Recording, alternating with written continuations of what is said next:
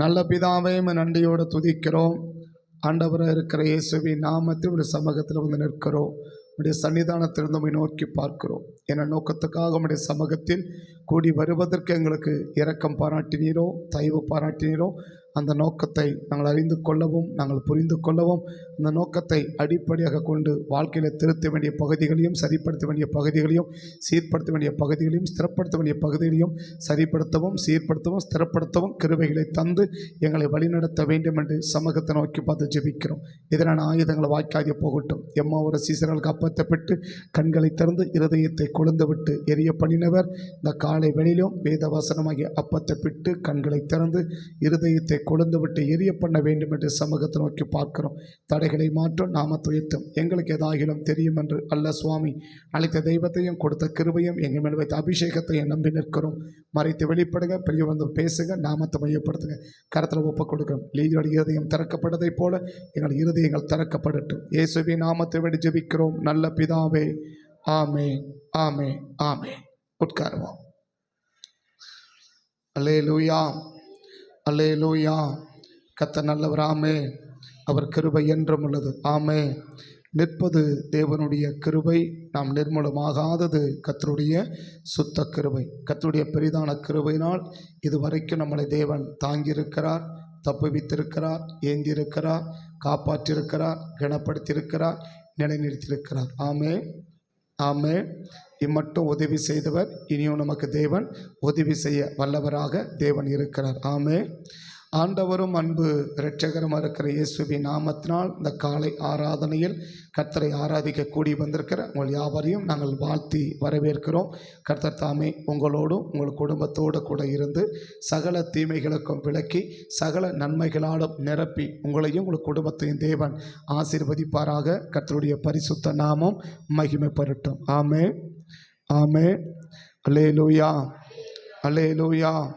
இந்த காலை ஆராதனையில் பரிசுத்தவான் என்ற தலைப்பை மையமாக வைத்து தொடர்ச்சியாக வேதத்தை கவனிப்பதற்கு கர்த்தர் நமக்கு இரக்கம் பாராட்டியிருக்கிறார், நமக்கு கிருபை பாராட்டியிருக்கிறார். கர்த்தருடைய பரிசுத்த நாமம் மகிமைப்படட்டும். ஆமே.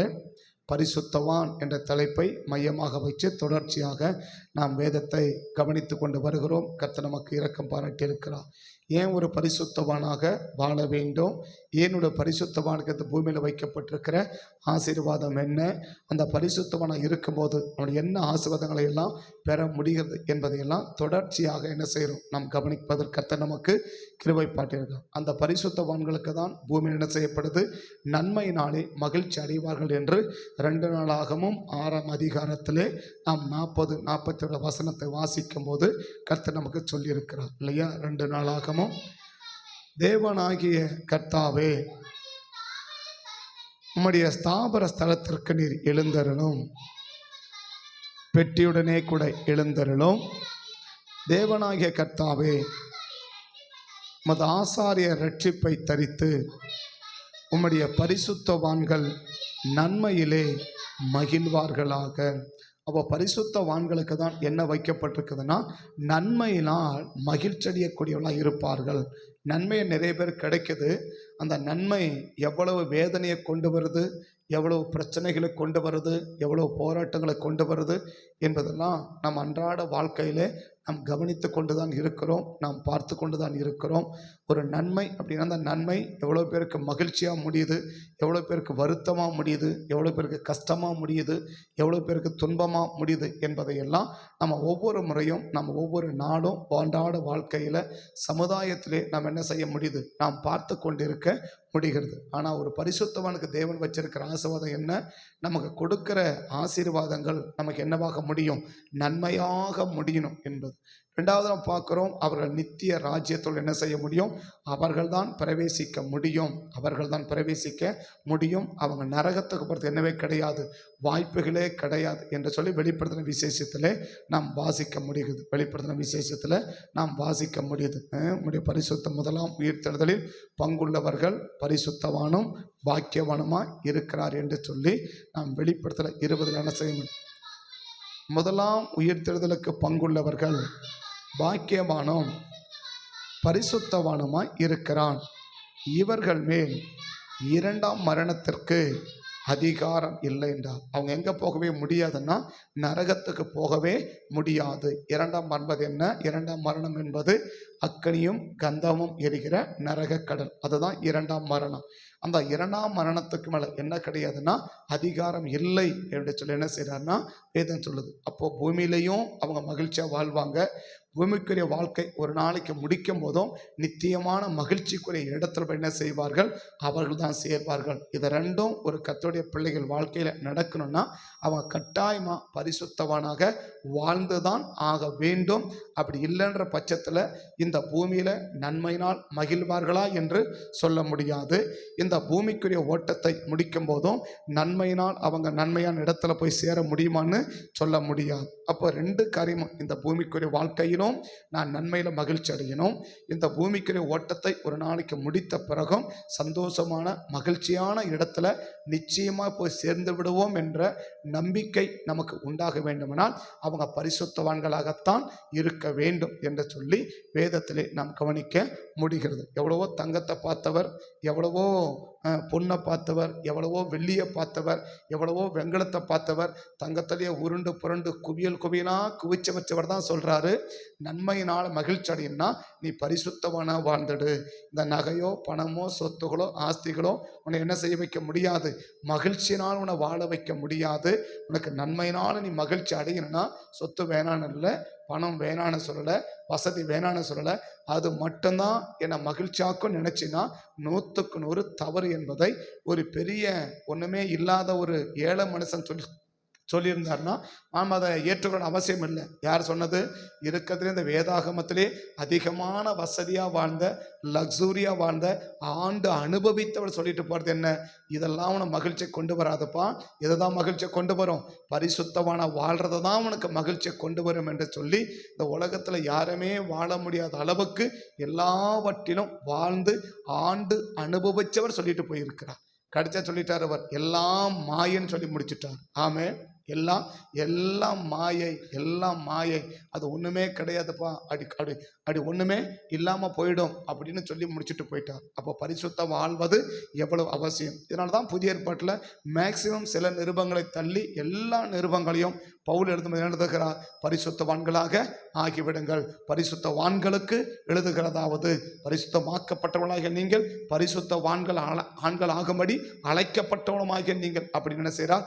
மேக்சிமான எல்லா நிருபங்களிலும் பரிசுத்தவான் பரிசுத்தவான் பரிசுத்தவான் என்று சொல்லி அந்த பரிசுத்தவானை மையப்படுத்துகிறதை நாம் பார்க்க முடிகிறது.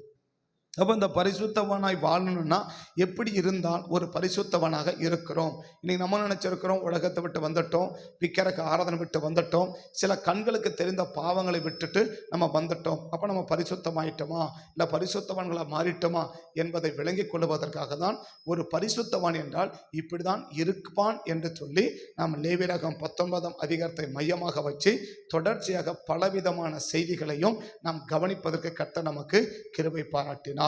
அப்போ அந்த பரிசுத்தவானா நாம் இருக்கிறோம் என்பது நம்ம முதல்ல கவனித்திருக்கிறோம். ரெண்டாவது நம்ம கவனித்தோம், அந்த பரிசுத்தவானை விட்டு ஒருவேளை ஏதாவது தவறுகள் வாழ்க்கையில் வந்து நான் விலகும் போது நான் பாதிக்கப்பட வாய்ப்பு இருக்கிறதா, கர்த்தரை பாதிப்புகள் நடத்துவாரா என்று கவனிக்கும் போது கட்டாயமாக பாதிக்கப்படுவார்கள். அது பெரிய தலைவனாக இருக்கிற மோசையானாலும் சரி, அது பெரிய பிரதானமாக இருக்கிற ஆசாரியனாக இருக்கிற ஆரோனாக இருந்தாலும் சரி, பரிசுத்தவான் என்ற நிலையை விட்டு விலகும் போது அவர்கள் 100% தேவனாலையும் பிசாசினாலையும் பாதிக்கப்பட வாய்ப்புகள் இருக்கிறது என்று இரண்டாவது தலைப்பாக கவனித்தோம். மூன்றாவது கவனிக்கும் போது நான் பரிசுத்தவானாகவே நிலைத்திருப்பது எப்படி? நான் பரிசுத்தவனாகவே நிலைத்திருக்க வேண்டுமானால் நான் என்னவெல்லாம் செய்ய வேண்டும் என்று சொல்லி மத்தேயு 5ஆம் அதிகாரம் 6ஆம் அதிகாரம் 7ஆம் அதிகாரத்தை மையமாக வைத்து நாம் கவனித்தோம். ஆமென். இப்போ நாலாவது நம்ம என்ன கவனிக்கிறோம்? ஒரு பரிசுத்தவானாக இருந்து ஒரு பரிசுத்த குலைச்சல் அடையும் போது, ஒரு பரிசுத்தவானாக இருந்து ஒரு பரிசுத்த குலைச்சல் அடையும் போது நான் எப்படிப்பட்ட பாதிப்புகளை எல்லாம் சந்திக்க நேரிடுகிறது, எப்படிப்பட்ட தாக்கங்களை எல்லாம் என் வாழ்க்கையில சந்திக்க நேரிடுகிறது. அப்ப பரிசுத்தவனாகவே நீ இருந்துதான் ஆக வேண்டும் என்று இந்த 4வது தலைப்பை மையமாக வச்சு கவனிக்கும் போது லேவியராகமம் 20ஆம் அதிகாரத்தில் இருக்கிற 8வது வசனத்தையும் 9வது வசனத்தையும் நாம் வாசித்தோமானால், லேவியராகமம் 20ஆம் அதிகாரம் 8வது வசனம். என் கட்டளைகளை கை கொண்டு நடவுங்கள் அப்படின்னா, என் கட்டளைகளை கை கொண்டு நடவுங்கள். அப்போ கட்டளைகள் என்ன என்று சொல்லி நம்ம தொடர்ச்சியாக சில கட்டளைகளை என்ன செஞ்சிருக்கோம், தேவன் எழுதி கொடுக்கப்பட்ட அந்த கட்டளைகளை நம்ம கவனிக்க ஆரம்பித்தோம். என்னை என்று வேறு தேவன் உண்டாயிருக்க வேண்டாம், அப்போ என்னை தவிர வேறு யாரையும் தொழுது கொள்ள கூடாது என்று ஆரம்பித்து கடந்த வாரம் கவனிக்கும் போது கொலை செய்யாதிருப்பாயாக என்று சொல்லி நம்ம கவனித்து முடித்தோம். ஆமே. அப்போ எழுத்தின்படி கொலை செய்வது மாத்திரமல்ல, மற்றவர்கள் அழியணும் என்ற விருப்பம் நமக்கு இருந்தாலே அதனுடைய தாக்கம் மிக பெரிதாக இருக்கும் என்று சொல்லி, அதனுடைய விளைவுகள் மிக அதிகமாக இருக்கும் என்று சொல்லி நம்ம கடந்த வாரத்தில் கவனித்தோம். ஆமே. கொலை செய்யாத இருப்பாயாக. அப்ப கொலை என்பது என்ன, மற்றவருடைய அழிவு, மற்றவருடைய அழிவை விரும்புவதும், நம்மளால் மற்றவர்கள் அழிவை ஏற்படுத்துவதும், மற்றவர்கள் ஏதோ ஒரு விதத்தில் பாதிப்பை சந்திக்கும் போது அதை நம்முடைய கண்களால் பார்த்து கொண்டு அமைதியாக இருப்பதும் ஒரு கொலைக்கு சமானம் என்று சொல்லி 3 காரியங்களை கடந்த வாரத்தை மையமாக வச்சு, இதை 3ஐயும் அடிப்படையாக கொண்ட மனிதன் சவுல் என்றும், அவன் சந்தித்த பாதிப்புகள் எவ்வளவு பெரியது என்றும், இதற்கு மாறாக அதே இடத்துல இருக்கிற தாவீது அப்படிப்பட்ட ஒரு கொலை செய்கிற நபரா இல்லாமல் போய்விட்டார் என்பதையும் கடந்த வாரத்தில் சுட்டிக்காட்டி நாம் தேவ சமூகத்தில் ஜெபிப்பதற்கு நமக்கு கிருபை பாராட்டி இருக்கிறார். ஆமென். ஆமென். இந்த வாரம் யாத்திராகமம் 20ஆம் அதிகாரத்துக்கு வேதத்தை திருப்புவோமானால், யாத்திராகமத்தின் புஸ்தகம் 20வது அதிகாரத்தில் எழுதப்படுற அந்த கட்டளைகள் என்று சொல்லி நம்ம கவனிக்கும் போது 14வது வசனத்தை இன்றைக்கு நம்ம கவனிக்க. 14வது வசனம், யாத்திராகமம் 20வது அதிகாரம் 14ஆம் வசனம். விபச்சாரம் செய்யாத இருப்பாயாக அப்படின்னு கர்த்தர் முடிக்கிறார். ஆமென். ஒருவேளை ஆண்டவருடைய பிள்ளைகள் இருக்கலாம், மேக்சிமம் எழுத்தின்படியான விபச்சாரங்கள் அது தவிர்க்கப்பட்டிருக்கும், செய்வதற்கான வாய்ப்புகள் மிக மிக மிக குறைவு. என தேவ பயம் நமக்கு இருக்குது, தேவனை ஆராதிக்கிறோம், வேதத்தை வாசிக்கிறோம், நாம் ஜெபிக்கிறோம். இதையெல்லாம் செய்கிற ஒருவர்கள் மேக்சிமம் என்ன செய்வாங்கன்னா, எழுத்தின்படியான ஒரு விபச்சாரத்தை, ஒரு முறையற்ற உறவுகளை அவங்க என்ன செஞ்சிருவாங்க, விரும்ப மாட்டார்கள், தவிர்த்து விடுவார்கள், எதிர்ப்பார்கள், புறக்கணிப்பார்கள். இது நான் சொல்றது எல்லாருக்கும் என்று சொல்லவில்லை, மேக்சிமம் மாணவர்கள் இதை என்ன செய்வாங்கன்னா செய்வார்கள். விபச்சாரம் எழுத்தின்படியா இருக்கிற விபச்சாரத்தை என்ன செய்வாங்கன்னா தவிர்த்து விடுவார்கள், அதை எதிர்ப்பார்கள், அதை புறக்கணிப்பார்கள் மேக்சிமம். அதில் சிலர் துணிகரமாக இருந்து செய்கிறவர்களும் உண்டு. அந்த துணிகரமாக செய்கிறவர்களை கர்த்தர் பார்த்துக்கொள்வார், நம்ம அதை பார்க்க வேண்டிய அவசியம் நமக்கு இல்லை. ஆனால் மேக்சிமம் என்ன செய்வார்கள்னா அந்த விபச்சார பாவத்தை என்ன செஞ்சிருவாங்க, தவிர்த்துடுவாங்க, அதை எதிர்க்குவாங்க, அதை புறக்கணிப்பாங்க, அதை எப்படியெல்லாம் இது பண்ண முடியுமோ அப்படியெல்லாம் என்ன செய்வாங்க, அதை பண்ணிடுவாங்க. ஆனால் இன்னைக்கு எழுத்தின்படி ஒருவேளை ஒரு தேவனுடைய பிள்ளைகளுக்குள் விபச்சாரம் என்று சொல்லுகிறது இல்லாமல் இருக்கலாம், முறையற்ற உறவுகள் இல்லாமல் இருக்கலாம். ஆனால் விபச்சாரத்துக்கு நாம் இன்னும் நல்ல காரியத்தில் சொல்லணும்னு சொன்னால், நிலையற்ற நேசம் இல்லை என்றால் நிலையற்ற அன்பு. விபச்சாரம் என்கின்ற ஒரு வார்த்தைக்கு எழுத்தின்படியும் ஆவியின்படியும் அது உண்மையாக சரியாய் விளங்கி கொள்ள வேண்டுமானால் நிலையற்ற அன்பு இல்லை நிலையற்ற நேசம். அந்த நேசம் என்ன செய்யாது, நிலைத்திருக்காது. அந்த அன்பு என்ன செய்யாது, நிலைத்திருக்காது. அந்த நிலைத்திருக்காத நேசம்தான் விபச்சாரம் என்று சொல்லி நாம் ஆணித்தரமாக விளங்கி கொள்ள முடியும். அந்த பாசம் என்ன செய்யாது. இப்போ கணவன் மனைவி இருக்கிறாங்கன்னா அந்த நேசம் என்ன செய்யணும், நிலைச்சிருக்கணும். கடைசி வரைக்கும் என்ன செய்யணும், நிலைச்சிருக்கணும். கணவன் மனைவி அப்படின்னா அந்த பாசங்கள், அந்த நேசங்கள், அந்த அன்பு என்ன செய்யணும்னா நிலைச்சிருக்கணும். தப்பு பண்ணும்போது கோபப்படுவதும் சரிப்படுத்துவதும் அது வேற. அது சரிப்படுத்த நினைச்சாக்க அது பாசம் இல்லை, அது நேசம் இல்லை, அப்படி அர்த்தம் கிடையாது. தவறுகளை கண்டிக்கணும். தவறுகளை கண்டிப்பதே நேசத்தின் அடையாளம் தான் இல்லையா. தவறுகளை கண்டிப்பதே நேசத்தினுடைய அடையாளம் தான். ஏன்னா சத்துரு இடுகிற மொத்தம் வஞ்சனை உள்ளது. அப்போ சத்துரு என்ன செய்யாது, நம்ம தவறுகளை கண்டிக்காது, நம்ம தப்புகளை கண்டிக்காது. அதனால் கண்டிக்கும் போது என்னை நேசிக்கலை, என் மேலே அன்பு இல்லை, என் மேலே பாசம் இல்லை, அப்படி தப்பை நம்ம என்ன செய்யக்கூடாது, விளங்கி கொள்ளக்கூடாது. அது பெற்றோர் இருந்தாலும் பிள்ளைகள் இருந்தாலும் கணவன் மனைவியாக இருந்தாலும் தவறுகளை கண்டிப்பது நேசத்தினுடைய ஒரு அடையாளம். நேசத்தினுடைய ஒரு அடையாளம் தவறுகளை கண்டிப்பது, தப்புகளை கண்டிப்பது, பாவத்தை கண்டிப்பது, அதை திருத்துவது, சீர்படுத்துவது, ஸ்திரப்படுத்துவது, அதை சரிப்படுத்துவது, இது எல்லாமே ஒரு நேசத்தினுடைய அடையாளம். ஒரு ஆள் என்ன செஞ்சாலும் அவங்கள கண்டுக்கிறதே இல்லை அப்படின்னா அவங்க வேசியன் பிள்ளை என்ன நமக்கு பைபிள் சொல்லுது இல்லையா.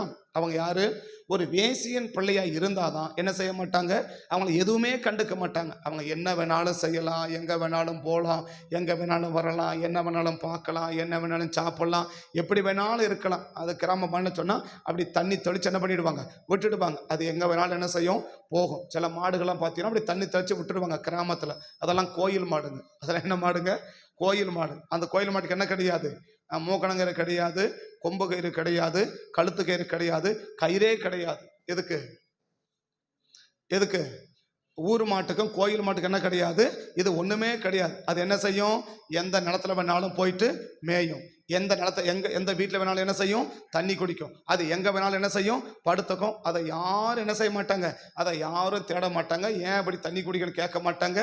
இந்த விட்டு போன யாரும் என்ன செய்ய மாட்டாங்க, சொல்ல மாட்டாங்க. அதை போல் என்னை யாருமே கேட்கக்கூடாதுன்னா உன்னை தண்ணி தெளித்து விட்டுருக்காங்கன்னு அர்த்தம். என்னை யாருமே கேட்கக்கூடாது, எதுவுமே கேட்கக்கூடாதுன்னா தண்ணி தெளித்து விட்டுருக்காங்கன்னு அர்த்தம்.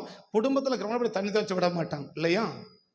குடும்பத்தில் என்ன செய்ய மாட்டாங்க, அப்படி தண்ணி தெளித்து விட மாட்டாங்க. அது உட்காந்தா பேசுவாங்க, நடந்தா பேசுவாங்க, எப்படி அப்படி. அது ஒவ்வொரு கொட்டும் விழுந்துக்கிட்டே தான் இருக்கும், கிள்ளு விழுந்துக்கிட்டே தான் இருக்கும், அடி விழுந்துக்கிட்டே தான் இருக்கும், திட்டு விழுந்துக்கிட்டே தான் இருக்கும். இதெல்லாம் நேசத்தினுடைய அடையாளங்கள். ஏன்னா ஒன்றுமே கண்டுக்கலன்னா உன்னை நேசிக்கலன்னு அர்த்தம். அப்படிதான் பைபிள் நமக்கு சொல்லுது. கர்த்தர் யாரை நேசிக்கிறார் அவர்களை சிட்சிக்கிறார் என்றார் இல்லையா. கர்த்தர் சிட்சிக்கலன்னா அது வேசிக்கு பிள்ளை, அது வேசிக்கு பிள்ளை, அது அவருடைய பிள்ளை இல்லை, அது வேசிக்கு பிள்ளை அப்படின்னு ஆண்டவர் சொல்றார். அப்ப நம்ம தவறை சுட்டி காட்டணுமா, அப்ப தவறை சுட்டி காட்டும் போது இது பாசம் இல்லைன்னு என்ன செய்யக்கூடாது, எடுத்துக்க கூடாது. தவறு பண்ணும்போது ஒருவர் மீது ஒருவர் கோபப்படுவதும் திட்டுவதும் சரிப்படுத்துவதும் சீர்படுத்துவதும் அது நேசத்தினுடைய வெளிப்பாடுகள், நேசத்தினுடைய அடையாளங்கள். ஆனா அது மாறாக அன்பு நிலைத்திருக்கணும்.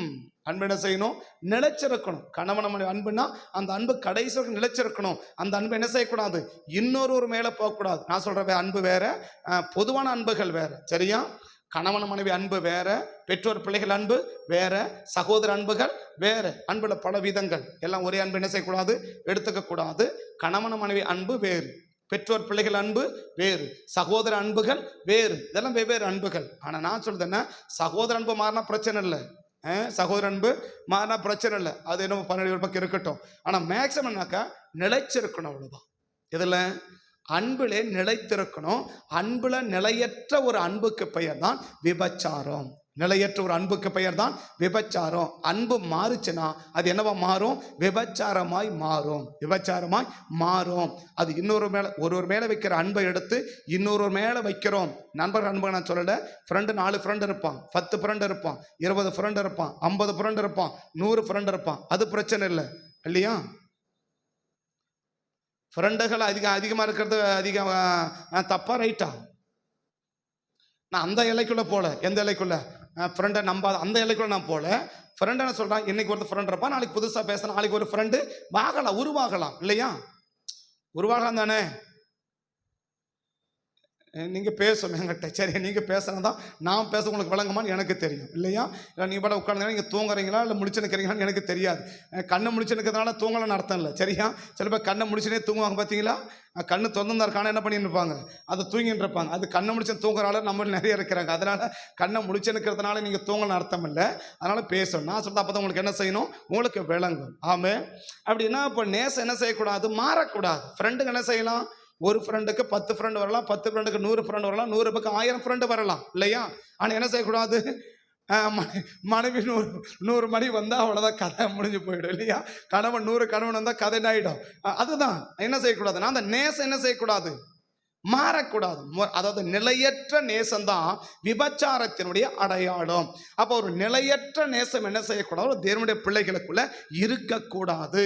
ஒருவர் நேசிக்கிறோன்னா அந்த நேசம் எடுக்கணும், சாகிற வரைக்கும் அவங்கள தான் நேசிக்கணும். நான் சொல்றது கணவன் மனைவி நேசத்தை நான் சொல்றேன். பிள்ளைகள் பெற்றோர் நேசம் அது வேறு. பட் ஃப்ரெண்டுகளுடைய நேசங்கள் அதெல்லாம் நான் சொல்லலை. நீங்கள் விளங்கிக்கணும். எல்லாம் ஒரே நேசத்தை என்ன பண்ணக்கூடாது, வந்து போட்டு குழம்பிடக்கூடாது. அது அல்ல. கணவன் மனைவி நேசம் கடைசியில் என்ன செஞ்சிருக்கணும், நிலைத்திருக்க வேண்டும். இந்த நேசம் நிலையற்ற நேசமா மாறும்போது தான் என்ன உண்டாகுதுன்னா விபச்சாரம் என்ற பாவம் அங்கே உள்ளே நுழைகிறத என்ன செய்ய முடியும்னா நம்மளால பார்க்க முடியுது. எவ்வளோ பேர் இன்னைக்கு லவ் மேரேஜ் பண்ணவங்களாம் இன்னைக்கு எத்தனை பேரை கொண்டு இருக்கிறாங்க, எத்தனை பேரை சாவடிச்சிருக்கிறான்றது நமக்கு அன்றாடம் பத்திரிகைகளை படிக்காத நியூஸே கிடையாது இல்லையா. அன்றாட பத்திரிகை படிக்காத நியூஸே கிடையாது. காரணம் என்ன? 10 வருஷமா காதலிச்சாங்க, பெற்றோர் மீறி கல்யாணம் பண்ணாங்க, 3வது மாதம் செத்து போய் கிடக்கிறான், 3வது மாதம் செத்து போய் கிடக்கிறான், 3வது வருஷம் செத்து போய் கிடக்கிறான். ஒரு பிள்ளை இருந்துச்சு கொன்னுட்டாங்க, இன்னொரு பிள்ளை இருந்துச்சு. நான் சொன்ன எத்தனையோ தாய் பிள்ளைய கொண்டவர் இருக்கலானா இருக்கிறான் இல்லையா? பிள்ளைய கொன்ன தாய் இருக்கிறாளா? நான் சொல்ற விபச்சாரத்துக்காக பிள்ளைய கொன்ன தாய் இருக்கிறாளா? இருக்கிறா. பிள்ளையப்பட்ட தாய் இருக்கிறா. எதுக்கு? எனக்கு தடையா இருக்கிறான்னு பிள்ளைய செவுத்துல அடிச்சு கொண்ட தாயெல்லாம் இருக்கிறான். அவெல்லாம் தாயெல்லாம் பேய். சரியா? ஏன் நான் சொல்றேன், ஏன் அதெல்லாம் மாறுது? நான் சொல்றேன், கணவனோடு இருக்க அந்த நேசம் இருக்கிற வரைக்கும் பிள்ளை என்ன செய்யல? பெற்றெடுத்தான் இல்லையா? நான் சொல்றேன், அவ்வளவு சுகப்பிரசவமா இருக்குமானால், ஒரு குழந்தை பெற்றெடுக்க சுகப்பிரசவம்னா 36 எலும்பு ஒன்னா உடைஞ்சா எவ்வளவு வலியோ அதுதான் சுகப்பிரசவம், பிரசவ வலி இல்லையா? அவ்வளவு வலியை தாங்கி ஒரு பிள்ளையை பெற்றெடுத்தா இல்லையா? ஆனா கணவனோடு இருக்கிற அந்த நேசம் மாறின போது பெற்ற அதே பிள்ளைய செவுத்துல அடிச்சு கொள்றதுக்கும் கழுத்தை நடிச்சு கொள்றதுக்கும் விஷம் வச்சு கொள்றதுக்கும் அந்த தாய் என்ன செய்யவே இல்லை, தயங்கவே இல்லை. காரணம் என்ன? விபச்சாரம். அந்த நிலையற்ற நேசம்தான் விபச்சாரத்தினுடைய அடையாளம். நிலையற்ற நேசத்தை தான் விபச்சாரத்தினுடைய அடையாளம். அப்ப நம்ம நேசம் என்ன செய்யக்கூடாது? கணவன் மனைவி நேசம் மாறக்கூடாது. ஃப்ரெண்டுக்கு நேசம் மாறலாம், நமக்கு பிடிச்ச ஃப்ரெண்டாக பிடிக்கலாம், விட்டுட்டு போயிட்டே இருக்கலாம், அது பிரச்சனை இல்லை. ஆனால் கணவன் மனைவி என்ன செய்ய முடியாது? அப்படி போக முடியாது, அப்படி போகக்கூடாது. அப்படி பிடிக்கலன்னு போனாலும் கணவன் செத்தாதான் இன்னொருத்தனை திருமணமே பண்ணணும், மனைவி செத்தாதான் இன்னொருத்தைய கல்யாணமே பண்ணணும். எப்போ? இது வேதத்தினுடைய சட்டம். என்ன சட்டம்? கல்யாணம் ஆயிடுச்சுன்னா, ஒருவேளை எனக்கு பிடிக்கல, நான் வெளியில போறேன்னா நீ போகலாம், ஆனா மனைவியோ கணவனோ செத்த பிறகுதான் நீ மறுமணம் என்ன செய்யணும்? அடுத்த திருமணம் செய்யணும். இது பைபிளுடைய சட்டம். இது பைபிளுடைய சட்டம். மனைவி இருக்கும்போதே இன்னொரு மனைவி வச்சுக்கிறது, கணவன் இருக்கும்போதே இன்னொரு கணவனை வச்சு அப்படிப்பட்ட ஒரு பழக்கங்கள் என்னது? இந்த நேசம் என்னைக்கு மாறுதோ அது என்னவா மாறுது? விபச்சாரமாய் மாறுகிறது. அதான் ஆண்டவர் சொல்றார், உன் நேசம் என்ன செய்யக்கூடாது? மாறக்கூடாது என்று சொல்லி.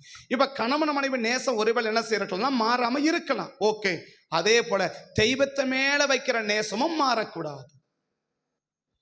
அதை போல தேவன் மேல வைக்கிற நேசம் மாறுமானால், நீங்க எரேமியாவில் மேக்சிமம் பார்த்தீங்கன்னா விபச்சாரம், வேசித்தனம் என்று நிறைய இடத்துல செய்வார், ஆண்டவர் எழுதுவார். எதுக்கு அப்படின்னா, அவர்கள் தேவனை விட்டு அந்த தேவன் மேல இருக்க நேசத்தை எடுத்து அந்நிய தெய்வத்து மேல வைக்கிறதை ஆண்டவர் விபச்சாரம் என்றும் வேசித்தனம் என்று என்ன செய்யறாரு? அதிகமாக குறிப்பிடுகிறதை பார்க்க முடியும். அவங்க எழுத்தின்படி வேசித்தனம் அல்ல, எழுத்தின்படி விபச்சாரம் அல்ல, மாறாக என்ன? இதுவரைக்கும் ஆண்டவரை நேசித்தவர்கள் இப்ப எதை நேசிக்கிறாங்க? ஒரு விக்கிரகத்தை நேசிக்கிறாங்க. இதுவரைக்கும் ஆண்டவரை ஆராதித்தவர்கள் இப்ப விக்கிரகத்தை ஆராதிக்கிறாங்க, சோரம் போயிட்டாங்க, அந்நிய தெய்வத்தை நாடி சோரம் போயிட்டாங்க, அந்நிய தெய்வங்களை நாடி என்ன செய்யறாங்க? சேவிக்க ஆரம்பிச்சிட்டாங்க அப்படின்னு சொல்லுகிற ஜனத்தை வேதம் சொல்லுகிறது என்ன? விபச்சார பாவத்துக்கு ஒப்பிடுகிறது. அதான ஒட்டுமொத்த மாசம் என்ன சொல்றேன்? நேச மாற்றம் விபச்சாரம் இல்ல, நிலையற்ற நேசம் விபச்சாரம்.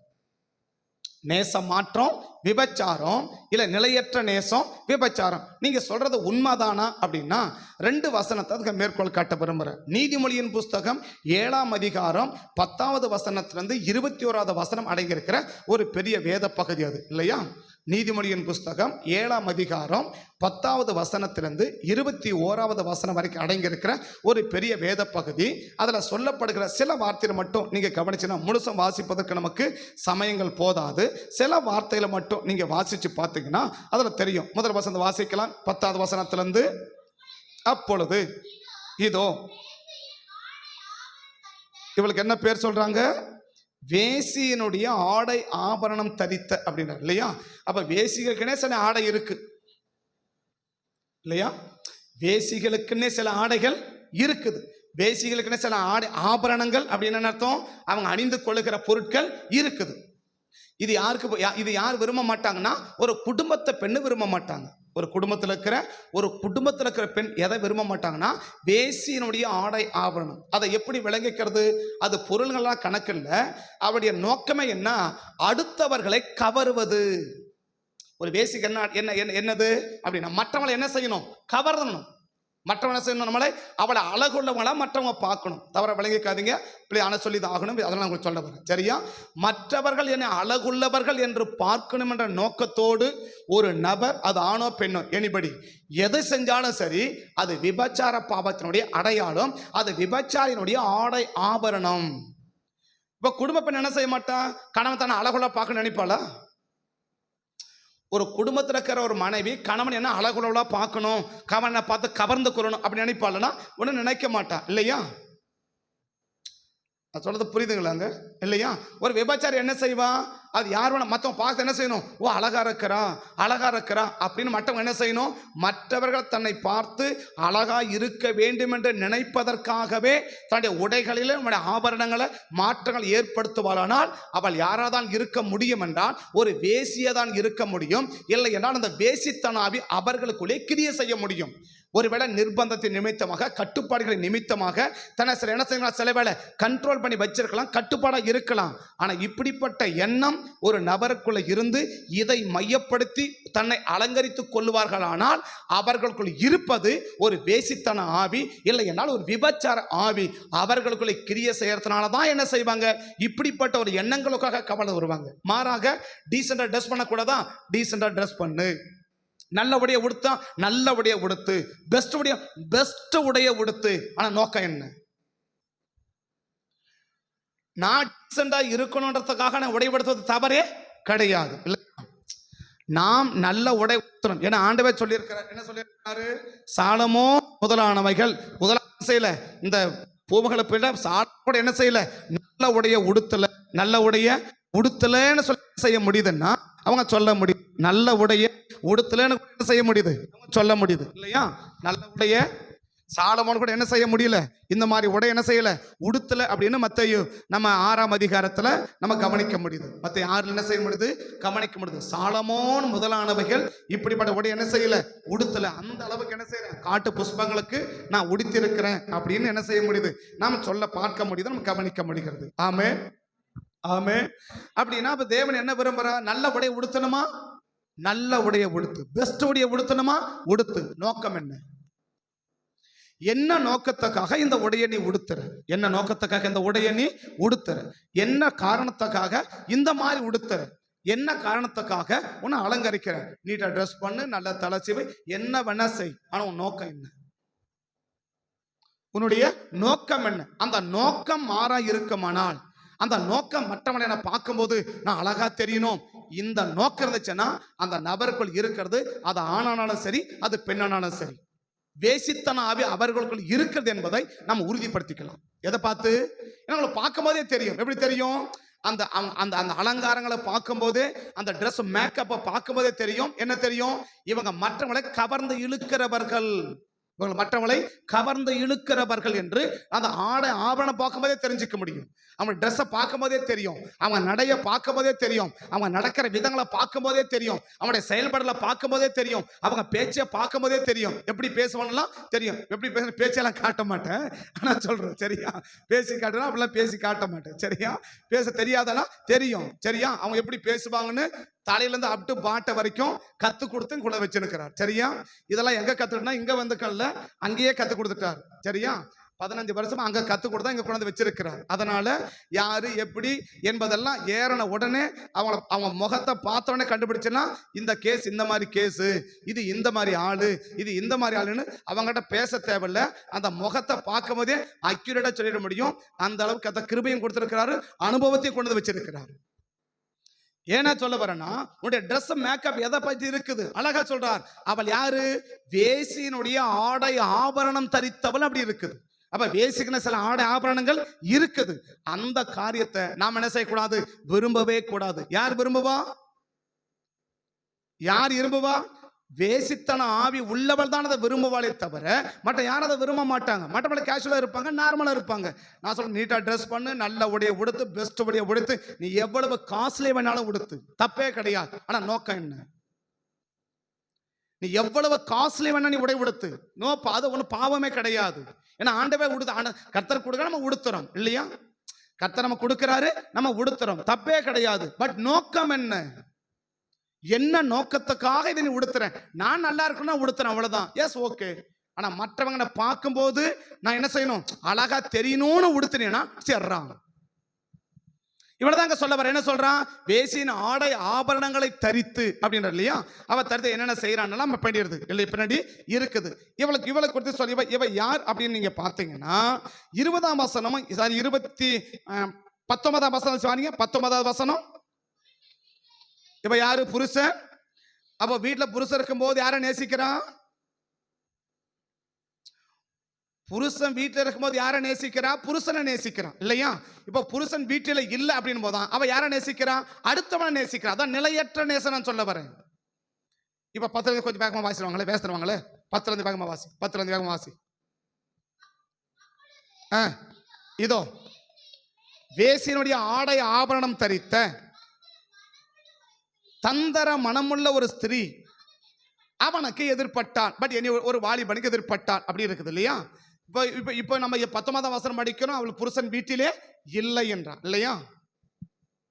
இந்த முழுச நான் படிக்க கூடாதுன்னு நினைக்கிறேன். அதனால சொல்றேன். நீங்க முடிச்சீங்கன்னாக்க நான் படிச்சுதான் அப்புறம் எனக்கு வேற வழி இல்லை. சரியா? நீதிமொழி தினமும் ஒரு அதிகாரம் படிக்கிறது அதிகாரம் தானே. அதிகம் எப்படி முடிக்கிறீங்க? இப்போ ஏதோ நான் ஏசையாமல் எரியமேலும் எஸ்ஏக்கெல்லாம் சொல்ற மாதிரியே பார்க்குறீங்களே, அது ஏதோ படிக்காத மாதிரியே பார்க்குறீங்களே, என்ன சொல்ல நான் இல்லையா? இப்போ புருஷன் வீட்டில் இல்லைன்றான் இல்லையா? வீட்டில் என்ன செய்யறான்? இவன் அலங்கரிச்சுக்கிட்டு தெருவில் போறான். ஸோ ஒரு வாலிபனை கண்டு அவரோட பேசுறான் இல்லையா? அப்படின்னா புருஷன் வீட்டில் இருக்கும்போது யாரை நேசிக்கிறான்? புருஷனை நேசிக்கிறான் இல்லையா? இப்போ புருஷன் வீட்டில் யாரை நேசிக்கிறான்? எனிபடி எக்ஸ்ஒய் நேசிக்கிறான் இல்லையா? அதான் நிலையற்ற நேசம் நான் சொல்ல வரேன். ஒரு விபச்சாரத்துக்குரிய அடையாளம் நிலையற்ற நேசம். அப்ப நேசம் என்னவா இல்லை? புருஷன் வீட்டில் இருந்தா இல்லைன்னா என்ன? யாரை தான் நேசிக்கணும்? புருஷனை தான் நேசிக்கணும். அவ்வளோதான், முடிஞ்சிச்சு கதை. அவன் இருந்தா என்னாட்டி, அவன் இருந்தா என்ன, வெளியூருக்கு போனா என்ன, எத்தனை நாள் கழிச்சு வந்தா என்ன? அவ சொல்றான் பணத்தை கையில கொண்டு போயிருக்கிறான், ரொம்ப நாள் கழிச்சு வருவான். சரி, அப்புறம் எத்தனை வருஷம் கழிச்சு வந்தாலும் எத்தனை மாசம் கழிச்சு வந்தாலும் அவன் தான் நேசிக்கிற புருஷன். ஏன்னா அதோட முடிஞ்சு போச்சு கதை இல்லையா? அப்பதான் நேசம் என்ன செய்யுது? அப்ப ஆள் இருந்தா ஒண்ணு, ஆள் இல்லைன்னா ஒண்ணு. அப்படித்தானே? புருஷன் வீட்டுல இருந்தா அவன் புருஷனை நேசிக்கிறான், புருஷன் வீட்டுல இல்லைன்னா மற்றவன் நேசிக்கிறான். அப்படித்தானே? அவ யாரு? அவ தான் பேசி. புருஷன் இருக்கிறானா இல்லையோ யாரை தான் நேசிக்கணும்? புருஷனை தான் நேசிக்கணும். மனைவி இருக்கிறான் இல்லையோ யாரை தான் நேசிக்கணும்? மனைவியை தான் நேசிக்கணும். அதான் விபச்சார பாவத்தின் இல்லாத அடையாளம். யார் இருந்தா என்ன, இல்லாட்டி போனா என்ன? யார் கண்ணுக்கு முடி? அப்ப யார் கண்ணுக்கு முடி இருந்தாலும் யார் கண்ணு முடி இல்லாம போனா என்ன? கண்ணுக்கு முடி இருந்தாலும் கண்ணுக்கு முடி இல்லைனாலும் வீட்டுல இருந்தாலும் வீட்டுல இல்லைனாலும் நேசம் என்ன செய்யக்கூடாது? மாறக்கூடாது. நேசம் மாறக்கூடாது. கணவனை வைக்கிற மேசம் அவ்வளவுதான். சாகர வரைக்கும் அவன் தான் கணவன், முடிஞ்சு போச்சு. சாகர வரைக்கும் அவதான் மனைவி, முடிஞ்சு போச்சு. அதுக்கு மேல என்ன செய்யக்கூடாது? மாறக்கூடாது. இது மாறுது பாருங்க. இவளுக்கு பார்த்து என்ன சொல்றாரு? வேசின்னு சொல்றாரு. இவ்வளவுதான் பைபிள் அடையாளம் என்ன செய்யுது? வேசி நடது. இது எழுத்து பிரகாரமான ஒரு விபச்சாரம் இல்லையா? இப்ப நான் நீதிமன்ற பாச என்ன, எழுத்து பிரகாரமா இத நேசம் மாறுவதுதான் என்ன செய்யுது? இப்ப இதுவரைக்கும் யாரை நேசிச்சா? புருஷனை நேசிச்சா. இப்ப புருஷன் வீட்டுல இல்லைன்னு யாரை நேசிக்கிறான்? ஒரு எக்ஸ்ஒய நேசிக்க ஆரம்பிச்சுட்டால, நேசிக்க ஆரம்பிச்சுட்டால. அப்ப அந்த நேச மாற்றம் என்ன?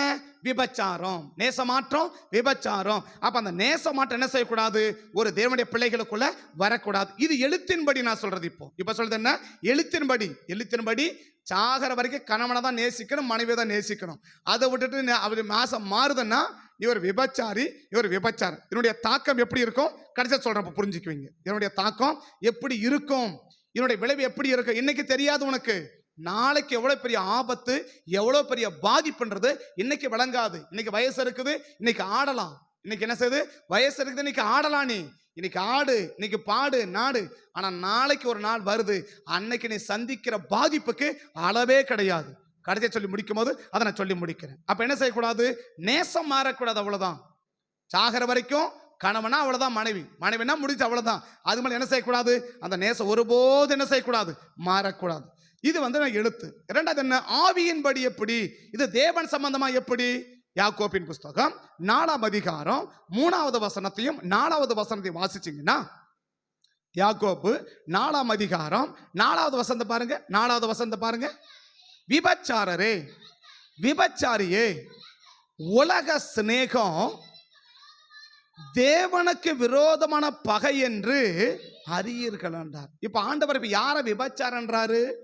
நேசம், அதாவது எழுத்தின்படியான நேசம் மாறவனை மட்டும் சொல்லல, மாற என்ன சொல்றாரு? இதுவரைக்கும் ஆண்டவரை நேசிச்சவங்க இப்ப என்ன நேசிக்க ஆரம்பிச்சுட்டாங்க?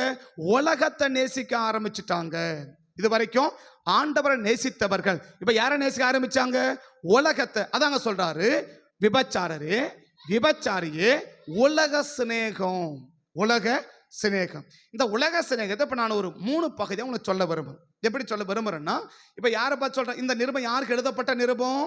முதல் அதிகாரம் முதல் வசனத்தை வாசிச்சீங்கன்னா, தேவனுக்கும் கர்த்தராகிய இயேசு கிறிஸ்துவுக்கும் ஊழியக்காரனாய் இருக்கிற யாக்கோபு சிதறி இருக்கிற 12 கோத்திரத்திற்கும் வாழ்த்துதல் சொல்லி எழுதுகிறது என்றார். இப்ப யாருக்கு எழுதப்பட்ட நிருபம்? சபைக்கு எழுதப்பட்ட ஒரு நிருபம் இல்லையா? 12 கோத்திரம் யாரு? யாக்கோபுடைய 12 பிள்ளைகள். யாக்கோபுடைய 12 பிள்ளைகள். அப்ப அந்த 12 பிள்ளைகளா இருக்கிற யாக்கோபு இந்த சபையை பார்த்து தான் சொல்றாரு. என்ன சொல்றாரு? விபச்சாரரே என்றார். இதுவரைக்கும் ஆண்டவரை ஏற்றுக்கொள்ளாம, ஆண்டவர் அறியாத, இதுல முதல் முறையா இப்பதான் வந்திருக்கவங்கள பார்த்து என்ன செய்யல? சொல்லல. யாரை பார்த்து சொல்றாரு? இந்த உலகம் எனக்கு வேண்டாம், இந்த உலகம் எனக்கு வேண்டாம், ஆண்டவர் தான் ஜீவனுள்ள தேவன், இந்த உலக என்பம் வேணாம், இந்த உலக சிற்றன்பு எனக்கு வேண்டாம், இந்த உலக பாசம் எனக்கு வேண்டாம், இந்த உலக நேசம் எனக்கு வேண்டாம், எனக்கு இயேசுடைய நேசம் போதும் அப்படின்னு வந்தவங்களா பார்த்து தான் சொல்றாரு. என்ன சொல்றாரு? விபச்சாரரே அப்படின்றார். அப்ப இது எப்படி நான் சொல்ல விரும்புறேன்னா, ஒண்ணு என்ன, இவங்க உலக நேசத்துல வாழ்ந்து எனக்கு இந்த உலகம் வேணான்னு சொல்லிதான் அந்த உலகத்தை உதறி விட்டுட்டு தான் எங்க வந்தவங்க? உன்னதத்துக்கு வந்தவங்க. அப்படிதானா? இந்த 12 கோத்திரத்தை யாரு? உலகத்திற்கு, உலகம் எனக்கு வேண்டாம், உலகம் எனக்கு வேணாம், உலக ஆசை எனக்கு வேணாம், உலக என்பை எனக்கு வேணாம். அப்ப உலகம்னா என்ன?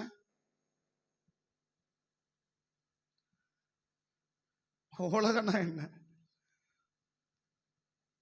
ஏற்கனவே மத்தேயு 5ல் உங்களுக்கு கிளியரா இதை பத்தி ஒரு பிரசங்கமே பேசியிருக்கேன். சரியா? பூலோகம்னு சொல்றது வேற, நீங்கள் பூமிக்கு உப்பா இருக்கிறீர்கள், நீங்கள் உலகத்துக்கு வெளிச்சமா இருக்கிறீர்கள். உலகம்னா என்ன, இந்த உலகத்துக்கு எப்படி வெளிச்சமா இருக்குன்னு ஒரு செய்தியை உங்களுக்கு பேசியிருக்கேன். எப்படி நோட்டில் எழுதி வச்சிருப்பீங்க, வீட்டில் போய் பார்த்து. இப்போ சொல்ல மாட்டேன். சரியா? ஏன்னா பேசின செய்தி எத்தனை முறை உங்களுக்கு திரும்ப திரும்ப பேசுறது? புதுசா பேசினா உங்களுக்கு பேசலாம் இல்லையா? புதுசா பேசினா உங்களுக்கு பேசலாம். மத்தேயு 5ஆம் அதிகாரத்தை பைபிள் ஸ்டடியிலும் உங்களுக்கு பேசியிருக்கேன். மத்தேயு 5 பைபிள் ஸ்டடியிலையும், மத்தேயு 5ஆம் அதிகாரத்தை பைபிள் ஸ்டடியிலையும் உங்களுக்கு பேசியிருக்கேன் ஆரம்பத்தில். ரெண்டாவது என்ன, இப்போ கொஞ்ச நாளைக்கு முன்னாடி மத்தேயு 5ஆம் அதிகாரத்தில் வாசிக்க படிக்கும்போது, நீங்கள் பூமிக்கு உப்பா இருக்கிறீங்க அப்படின்னு உப்பை பிடிச்சி பார்த்தோம். நீங்கள் உலகத்துக்கு வெளிச்சமா இருக்கிறீர்கள் அப்படின்னு வெளிச்சத்தை குறிச்சும் பார்த்துருக்கோம். அப்போ உலகம்னா என்ன, இந்த உலகத்துக்கு என்ன அடையாளம் என்றதெல்லாம் அங்கே பேசியிருக்கேன். இப்போ நான் அதை சொல்ல வரேன் இல்லையா?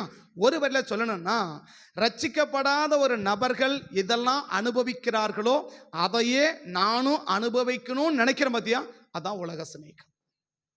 ஒரு வேளை சொல்ல, விளக்கமா சொல்லல, ஒரு வழியில சொல்றேன். ரட்சிக்கப்படாத மக்கள் இதெல்லாம் போட்டா, இதெல்லாம் செஞ்சுக்கிட்டாங்கன்னா நல்லா இருக்கணும் விரும்புறாங்க. இதெல்லாம் செஞ்சா நல்லா இருக்கணும்னு விரும்புறாங்க. அதை போலவே நானும் அனுபவிக்கணும். இந்த உலகத்துல வாழ்கிற ஆண்டவரை அறியாத மக்கள் எப்படி ஆண்டு அனுபவிக்கிறார்களோ அதையே நானும் அனுபவிக்கணும் என்று விருப்பம் இருக்குமானால் அதுதான் உலக சிநேகம். இது உலக சிநேகம்.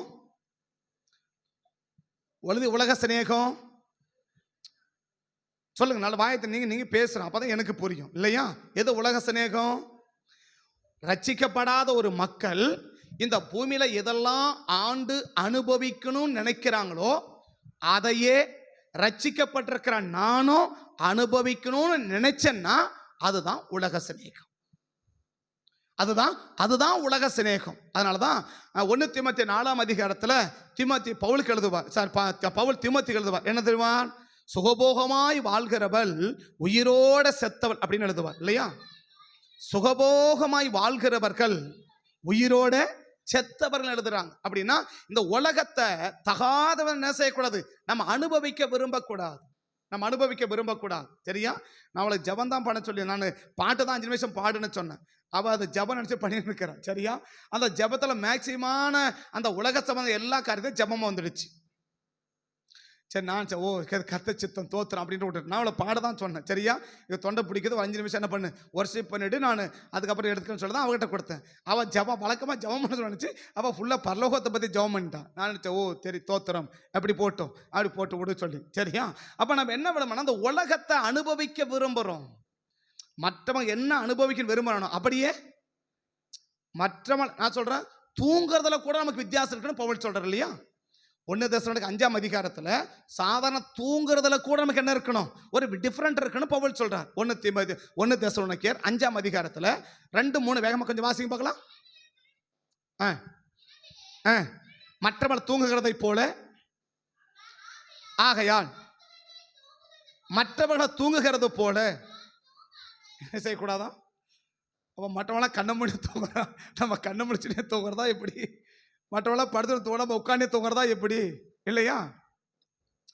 மற்றவன் தூங்கக்கூடாதுன்னு சொல்றாருல்ல, இது யாருக்கு சொல்றாரு? சபைக்கு சொல்றாரு இல்லையா? அப்ப சபை எப்படி இருக்கணுமா? மற்றவங்க தூங்குறத போல கூட என்ன செய்யக்கூடாதான்? விரும்பக்கூடாதுன்றார் இல்லையா? அது எப்படி? அது மற்றவன் தூங்குறதுக்காகவே நேரத்தை ஒதுக்குவான். மற்ற என்ன செய்வோம்? இந்த டைம் படுத்துடணும், இந்த டைம் என்ன செய்யணும், எந்திரிக்கணும், இப்பெல்லாம் உடம்பு ரெஸ்ட் எடுக்கணும், இப்பெல்லாம் உடம்பை பத்திரமா பார்த்துக்கணும் அப்படின்வாங்க இல்லையா? எனக்கு உடம்பை பார்த்துக்கணும், எனக்கு ஆகிறதில்ல. உடம்பை பார்த்துக்கன்னு சொல்லிட்டு எனக்கு அது ஆகிறதில்ல. உங்களுக்கு நான் சொல்லலை, எனக்கு அது ஆகிறதில்ல. உடம்பை பார்த்துக்கணும் அர்த்தம் ஏற்கனவே பார்த்ததையே ஒன்றும் பண்ண முடியல. சரியா? இதுக்கு மேலே பார்த்தாங்க என்ன பண்ண போகிறோம்? அடி உடம்பை பார்த்துக்கோ, உடம்பு பார்த்துக்கலாம், அடி உடம்பை பார்த்து நீங்கள் பார்த்துக்க இல்லையா? மற்றவன் தூங்குறத போல என்ன செய்யாத, தூங்காதன்னா மற்றவன் தூக்கத்தை விரும்பி என்ஜாய் பண்ணி தூங்குவான். மற்றவனை செய்வான். மற்றவனா யாரு? ஆண்டவரை அறியாத ஒருவர் தூக்கத்தை எப்படி தூங்குவாங்க? நல்லா படுத்து டிஸ்டர்பன்ஸ் இல்லாம, எந்த இதுவும் இல்லாம நல்லா என்ன செய்யணும், நல்லா தூங்கணும் அப்படின்னு நினைச்சு தூங்குறான் பத்தியா? இது உலகம். அப்ப உன்னதை எப்படி தூங்கணும்? தூங்கினே இருந்தா கூட அப்படி ஒரு சிட்டிக்கு பட காது விழிக்கணும் பத்தியா? சத்தம் எப்ப கேட்கும்? எக்கால சத்தம் எப்ப கேட்கும்? நம்மளாம் பரலோக வாசிங்க இல்லையா? நம்மளாம் பரலோக வாசி தானே. அந்த வசனம் முதல்ல படிச்சவங்க பார்க்கலாம், அந்த அதிகாரத்தை முதல்ல கொஞ்சம் படிச்சவங்க பார்க்கலாம். 1 தேசம் 5ஆம் அதிகாரத்தை 1 கொஞ்சம் படிச்சவங்க பார்க்கலாம். சகோதரரே,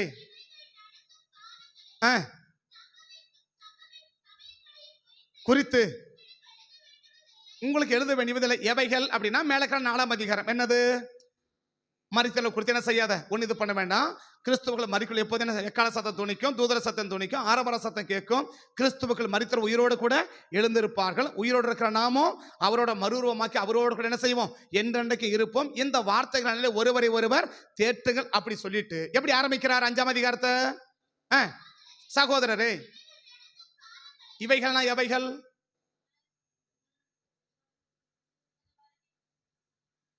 இவைகள் நடக்கும் சமயன்றாரு. இவைகள் எவைகள்? அவைகள் மேல சொன்னார் இல்லையா? என்னது? ரகசிய பரிகளை நம்ம தான் இருக்க போறோம். கத்தனை செய்வாரு, எக்கால சத்தம் துணிக்கும், ஆரவர சத்தம் துணிக்கும், தூதரின் சத்தம் கேட்கும், மத்திய ஆகாயத்துல கேட்கும் இல்லையா? பக்கத்துல இருக்கிற சவுண்டே கேட்காத அளவுக்கு தூங்கினா தூரத்துல போட்டா சவுண்ட் எப்படி கேட்கன்ற? பக்கத்துல இடியே விழுந்த கூட நமக்கு என்ன செய்யாது, டிஸ்டர்ப் பண்ணக்கூடாது. அப்படிதான் தூங்குறோம். என்ன செய்யக்கூடாது? டிஸ்டர்ப் பண்ணக்கூடாது. அப்படிதானே தூங்குறோம். மற்றவன் எப்படி தூங்குறான்? தூக்கத்தை விரும்பி தூங்குறான் இல்லையா? அதே தூக்கத்தை நானும் விரும்பி தூங்கினா நான் இந்த உலகத்தை எப்படி தான் அனுபவிக்க விரும்புறேன்? இந்த உலகத்தை நான் என்ன செய்ய விரும்புறேன்? அனுபவிக்க விரும்புறேன். நான் சொல்ற சாதாரண தூக்கத்தை நான் சொல்றேன். சாதாரண தூக்கத்தை பவுல் சொல்றாரு. மற்றவள் தூங்குகிறதை போல வாசிக்கலாம். மற்றவள் தூங்குகிறதை போல ஆகையால் நாம் தூங்காமல் எப்படி இருக்கணுமா? அவனுக்கு வெளியில் என்ன சம்பவிக்க தெரியாம தூங்குவான். நீ எப்படி தூங்கணும்? கர்த்தர் எப்ப இருப்பா, கர்த்தர் எப்ப வருவா, இந்த நிமிஷம் தேவன் எக்கால சத்தம் துணிச்சான், நான் என்ன செய்யணும்? மறுரூபமாகணுமே, நான் பரலோகம் போகணுமே. அப்படிப்பட்ட சிந்தையோட நீ எப்படி இருக்கணுமா? கண்ணை விழிச்சன இல்ல, விழிப்புள்ளவர்களாய். இன்னைக்கு உலகத்தை எப்படி அனுபவிக்க விரும்புறோம்? இன்னைக்கு உலகத்தை எப்படி என்ஜாய் பண்ண விரும்புறோம்? ஜாலியா என்ஜாய் பண்ணணும், ஜாலியா பண்ணணும். அப்ப இந்த உலகத்தை மற்ற ஜனங்கள் இந்த உலக இன்பங்களை அனுபவிக்கிறத போலவே நானும் அனுபவிக்கணும்னு விரும்பினா உலக நேசம் உனக்குள்ள வந்திருக்குன்னு அர்த்தம். ஆனா நீ யாரு? உலக நேசம் வேணான்னு சொல்லி வந்தாள். அப்படித்தானே? உலக நேசம் இந்த நிருபம் யாருக்கு எழுதப்பட்டது? இப்ப தெசலோனிக்கேயருக்கு எழுதப்பட்ட நிருபமா இருந்தாலும் சரி, இல்ல யாக்கோபு நிருபமா இருந்தாலும் சரி, எழுதப்பட்டது யாருக்கு? சிதறி இருக்கிற 12 கோத்திரத்துக்கு இல்லையா? சிதறி இருக்கிற 12 கோத்திரத்துக்கு பவுல் சொல்றாரு, சகோதரரே அப்படி ஆரம்பிக்கிறார் இல்லையா? எப்படி ஆரம்பிக்க? அந்த வசனம் எப்படி ஆரம்பிக்குது? 5:1 எப்படி ஆரம்பிக்குது? சகோதரரேன்னு ஆரம்பிக்கிறார். அப்படின்னா யாருக்கு எழுதப்பட்டது? யாருக்கு எழுதப்பட்டது? பவுலை போலவே வாழ்ந்து கொண்டிருக்கிறவர்களுக்கு எழுதப்பட்டது என்று எழுதுறாரு. வாசகம் ஒண்ணு கடற்கரை வேகமா வாசகம் பார்க்கலாம். சகோதரரே, இவைகள் நடக்கும் காலங்களையும் சமயங்களையும் உங்களுக்கு எழுத வேண்டியதில்லை. நிறைய முறை உங்களுக்கு சொல்லிட்டேன். இரவிலே திருடன் வருகிற விதமாய் கர்த்தருடைய நாள் நீங்களே நன்றாய் அறிந்திருக்கிறீர்கள், அறிவீர்கள் சொல்லல, ஏற்கனவே சொல்லிட்டேன் உங்களுக்கு. அப்படின்னா இப்ப தேவனா தூங்கும்போது எப்படி தூங்கணும்? ஒருவேளை இன்ற இரவு நைட் ஒரு 12:30 மணிக்கு மத்திய ஆகாத எக்கால சாதனை என்ன பண்ணுவ? கேட்டு போட்டு எனக்கு என்ன தூதர சாதனை கேட்டா தூதம் ஊதலாம் ஊதினும் போட்டு எனக்கு என்ன கிடைக்குது? நான் நிம்மதி என்ன பண்ணுவேன்? நைட்டு பாயிண்ட் டு பாயிண்ட் மாதிரி. எப்படி நைட்டு படுத்தனா காலையில தான் எந்திரிப்பேன். இடையில என்ன பண்ணவே கூடாது, என்ன டிஸ்டர்ப் பண்ணவே கூடாது. நான் பாத்ரூம் கூட போக மாட்டேன். இது அதோட கேடு. என்ன செய்ய மாட்டேன்? பரிசுத்தவான்கள் என்ன செய்வாங்கன்னா, பரிசுத்தவான்கள் என்ன செய்வாங்கன்னா நைட்ல படுக்கும்போது நிறைய தண்ணி குடிச்சிட்டு படுப்பாங்களாம். நான் சொல்றது பரிசுத்தவான்கள், நான் சொல்றது விசுவாசி சொல்லல. யாரு? பரிசுத்தவான். நடந்த சம்பவம் சொல்றேன். நிறைய தண்ணி குடிச்சு படுப்பாங்களா. ஏன்? 12:30 மணிக்கு பாத்ரூம் எழுமணும் இல்ல. அப்ப எலிமெண்ட் என்ன செய்யணும்? பாத்ரூம் போயிட்டு வந்துட்டு தூங்குறதுல படுத்துன்னு அடுத்த உட்காந்து ஜெபிக்கிறது. எதுக்கு? நைட்ல ஒருவேளை கர்த்தருடைய வருகை இருந்துச்சுன்னா என்ன பண்ண? நைட் எக்கால சத்தம் துணிச்சிட்டேன்னா அந்த நேரத்தில் நான் தூங்கிட்டா என்ன பண்றது? 1:30 மணிக்கு நான் தூங்குற வச்சுக்கோயேன், எக்கால சத்தம் கேட்கல வச்சுக்கோயேன், என்ன செய்ய? நான் இத்தனை வருஷமா பட்ட பிரயாசம் எல்லாம் வேஸ்ட் இல்ல. நான் எத்தனை ஆண்டவர் ஏற்றுக்கொண்டது வேஸ்ட் இல்ல. உலக வழிபாட விட்டது வேஸ்ட் இல்ல. சினிமா பார்க்காத விட்டது வேஸ்ட் இல்ல. சீரியல் பார்க்காத விட்டது வேஸ்ட் இல்ல. நான் விட்டவங்களுக்கு சொல்றேன், விடாதவங்களுக்கு சொல்லடா, விட்டவங்களுக்கு சொல்றேன். என்னது? சினிமா பார்க்க கூடாது. சினிமா பார்த்தா பரலோகம் போக மாட்டேப்பா, போக கூடாதுப்பா. ஒருவேளை ஒரு ஜபரு ஜோமன்னா என்னது? கர்த்தர் இதை செய்யும் போது ஆண்டவரே இதை செஞ்சா கர்த்தனுக்கு நியாயத்தீர்ப்பு கொடுக்கணுமேன்னு எனக்கு நல்லா ஜபரி ஃபுல்லா புதுசா இருந்துச்சு. இப்ப நான் கொஞ்சம் விரும்பி கேட்டேன். ஓ சரி பரவாயில்ல, ஏதோ உள்ள என்னது ஏதோ ஆவி இருக்குது, பரவாயில்ல அப்படின்னு ஒரு நம்பிக்கை வந்துருச்சு எனக்கு. சரி உள்ள என்ன இருக்கு? ஒரு ஆவி ஏதோ இருக்குதுப்பா, பரவாயில்ல தோத்துறோம் அப்படின்னு நினைச்சுக்கிட்டேன். என்னது? நாம் செய்யற ஒவ்வொரு காரியத்துக்கு என்ன செய்யணும்? தேவனுக்கு படி நிக்க வேண்டுமேன்ற பயம் இருக்கணும். ஒருவேளை இப்படி செய்யும் போது இது ஏன்டா செஞ்சுன்னு கேட்ட என்ன பண்ண? இது ஏன் இப்படி பண்ணனு கேட்டா என்ன பண்ண? இப்படி ஏன் போனன்னு கேட்டா என்ன பண்ண? இது ஏன் செஞ்சு கேட்டா என்ன பண்ண? ஒவ்வொருவரும் கிறிஸ்துவின் நியாயாசனத்து முடி என்ன செய்யணும்? நம்ம நிக்கணும். நீ எந்த நபரா இருந்தாலும் சரி, நீ எவ்வளவு பெரிய படிச்சா இருந்தாலும் சரி, நீ எவ்வளவு பெரிய வசதி வந்தாலும் சரி, நீ எவ்வளவு பெரிய திறமையானாலும் சரி, ஒரு நாளைக்கு கிறிஸ்துவின் நியாயாசனத்து முடி என்ன செய்யணும்? கையை கட்டி நிக்கணும். அவர் கேட்கிற அத்தனை காரியத்தை நீ பதில் சொல்லி ஆகணும். அத்தனை ஏ டு செட். இது ஏன் செஞ்சேன்னு கேட்ட என்ன சொல்லுவ? இது ஏன் பண்ணேன்னு கேட்ட என்ன சொல்லுவ? இது ஏன் வாங்கினேன்னு கேட்ட என்ன சொல்லுவ? இது எதுக்கு வாங்கினேன்னு கேட்ட என்ன சொல்லுவ? இதுக்கு எதுக்கு வித்தேன்னு கேட்ட என்ன சொல்லுவ? இதுக்கு என்ன பண்ணேன்னு கேட்ட என்ன சொல்லுவ? அதான் யோபா கடை சொல்லுவா, என் நடைகளை எல்லாம் என்றாரு, அதனால என்ன செய்யறேன்? நான் ரொம்ப கவனமா நடக்கிறேன். இந்த நடிகை சொல்லல, செயல்பட்ட சொல்றாரு. ஒவ்வொன்று எப்படி செய்யறேன்? ரொம்ப கவனமா செய்யறேன். ஒருவேளை இதை எப்படி ஆண்டவர் கேட்டா, ஒருவேளை ஆண்டவர் இப்படி கேட்டுட்டார்னா, ஒருவேளை ஆண்டவர் இது ஏன் கேட்டார்னாக்க, அப்ப ஒவ்வொரு காரியத்துக்கு எப்படி செய்யறேன்? அந்த பயத்தோட, தேவ பயத்தோடு என்ன செய்யறேன்? ஆனா யோசேப்பு சொல்லுவாரு, தன் வேலையை கவனிக்க போகும்போது அப்படின்னு ஒரு வார்த்தை எழுதுவார் யோசேப்புக்கு. தன் வேலையை அரண்மனைக்குள்ள தன் வேலையை கவனிக்க போகும்போது, இப்ப யோசேப்பை கேட்கப்பார், யோசேப்பு எதுக்கு வந்த? இந்த வேலையை நான் செய்யணுமே, அதுக்காக வந்த. அதை பதிவு செய்யப்பட்டிருக்கு. சும்மா அவன் வீட்டுக்குள்ள போகல. யாரு? யோசேப்பு சும்மா போத்திபார் வீட்டுக்குள்ள என்ன செய்யல, சும்மா போல, தன் வேலையை கவனிக்க மாட்டே என்ன செய்யறாரு? அவரு அந்த வீட்டுக்குள்ள போறாரு. அப்பதான் அந்த பிரச்சனை வருது. அவர் பாக்குறாரு, அவர் ஏன் பக்கத்துல கேட்கல, ஒருவேளை என்னன்னு இங்க ஏன் வந்த அந்த வீட்டுக்குள்ள, இந்த வீட்டுக்கு எதுக்கு வந்தேன்னு கேட்ட என்ன சொல்றான்? இது என்னுடைய ஒர்க், இதை நான் தான் என்ன செய்யணும்? நிறைவேற்ற வேண்டும். அப்படின்னா காரணமே இல்லாம போன என்ன அர்த்தம்? கர்த்தர் கேட்டா என்ன செய்ய? இங்க ஏன் போன கேட்டா என்ன செய்ய? இதுக்கு ஏன் போன கேட்டா என்ன செய்ய? இப்படி எல்லாம் ஒருவேளை கேட்பாரா? கேட்டா என்ன பண்றது? கேட்கலாம் பரவாயில்ல, கேட்கலாம் பரவாயில்ல, ஓகே இல்லையா, பிரச்சனை, யாருக்கும் பிரச்சனை இல்லை. கேட்டார்னா பிள்ளைங்களை படிச்சு எழுத படிக்கிறாங்கல்ல, இதெல்லாம் கேட்க மாட்டாங்க. கேட்டா இது கேட்க மாட்டான்னு நினைச்சு என்ன பண்ணிட்டு போனேன்? நான் படிக்காத விட்டுட்டு போனேன், அதை தான் கேட்டான் இல்லையா? கேட்டான்ல, என்ன பண்ணுவப்போ? இன்னைக்கு ப்ராப்ளம் என்ன? இப்படி கேட்க மாட்டாரு, அப்படி கேட்க மாட்டாரு, இதை சொல்ல மாட்டாரு, அதை சொல்ல மாட்டாரு, அப்படித்தானே? சொல்லிட்டா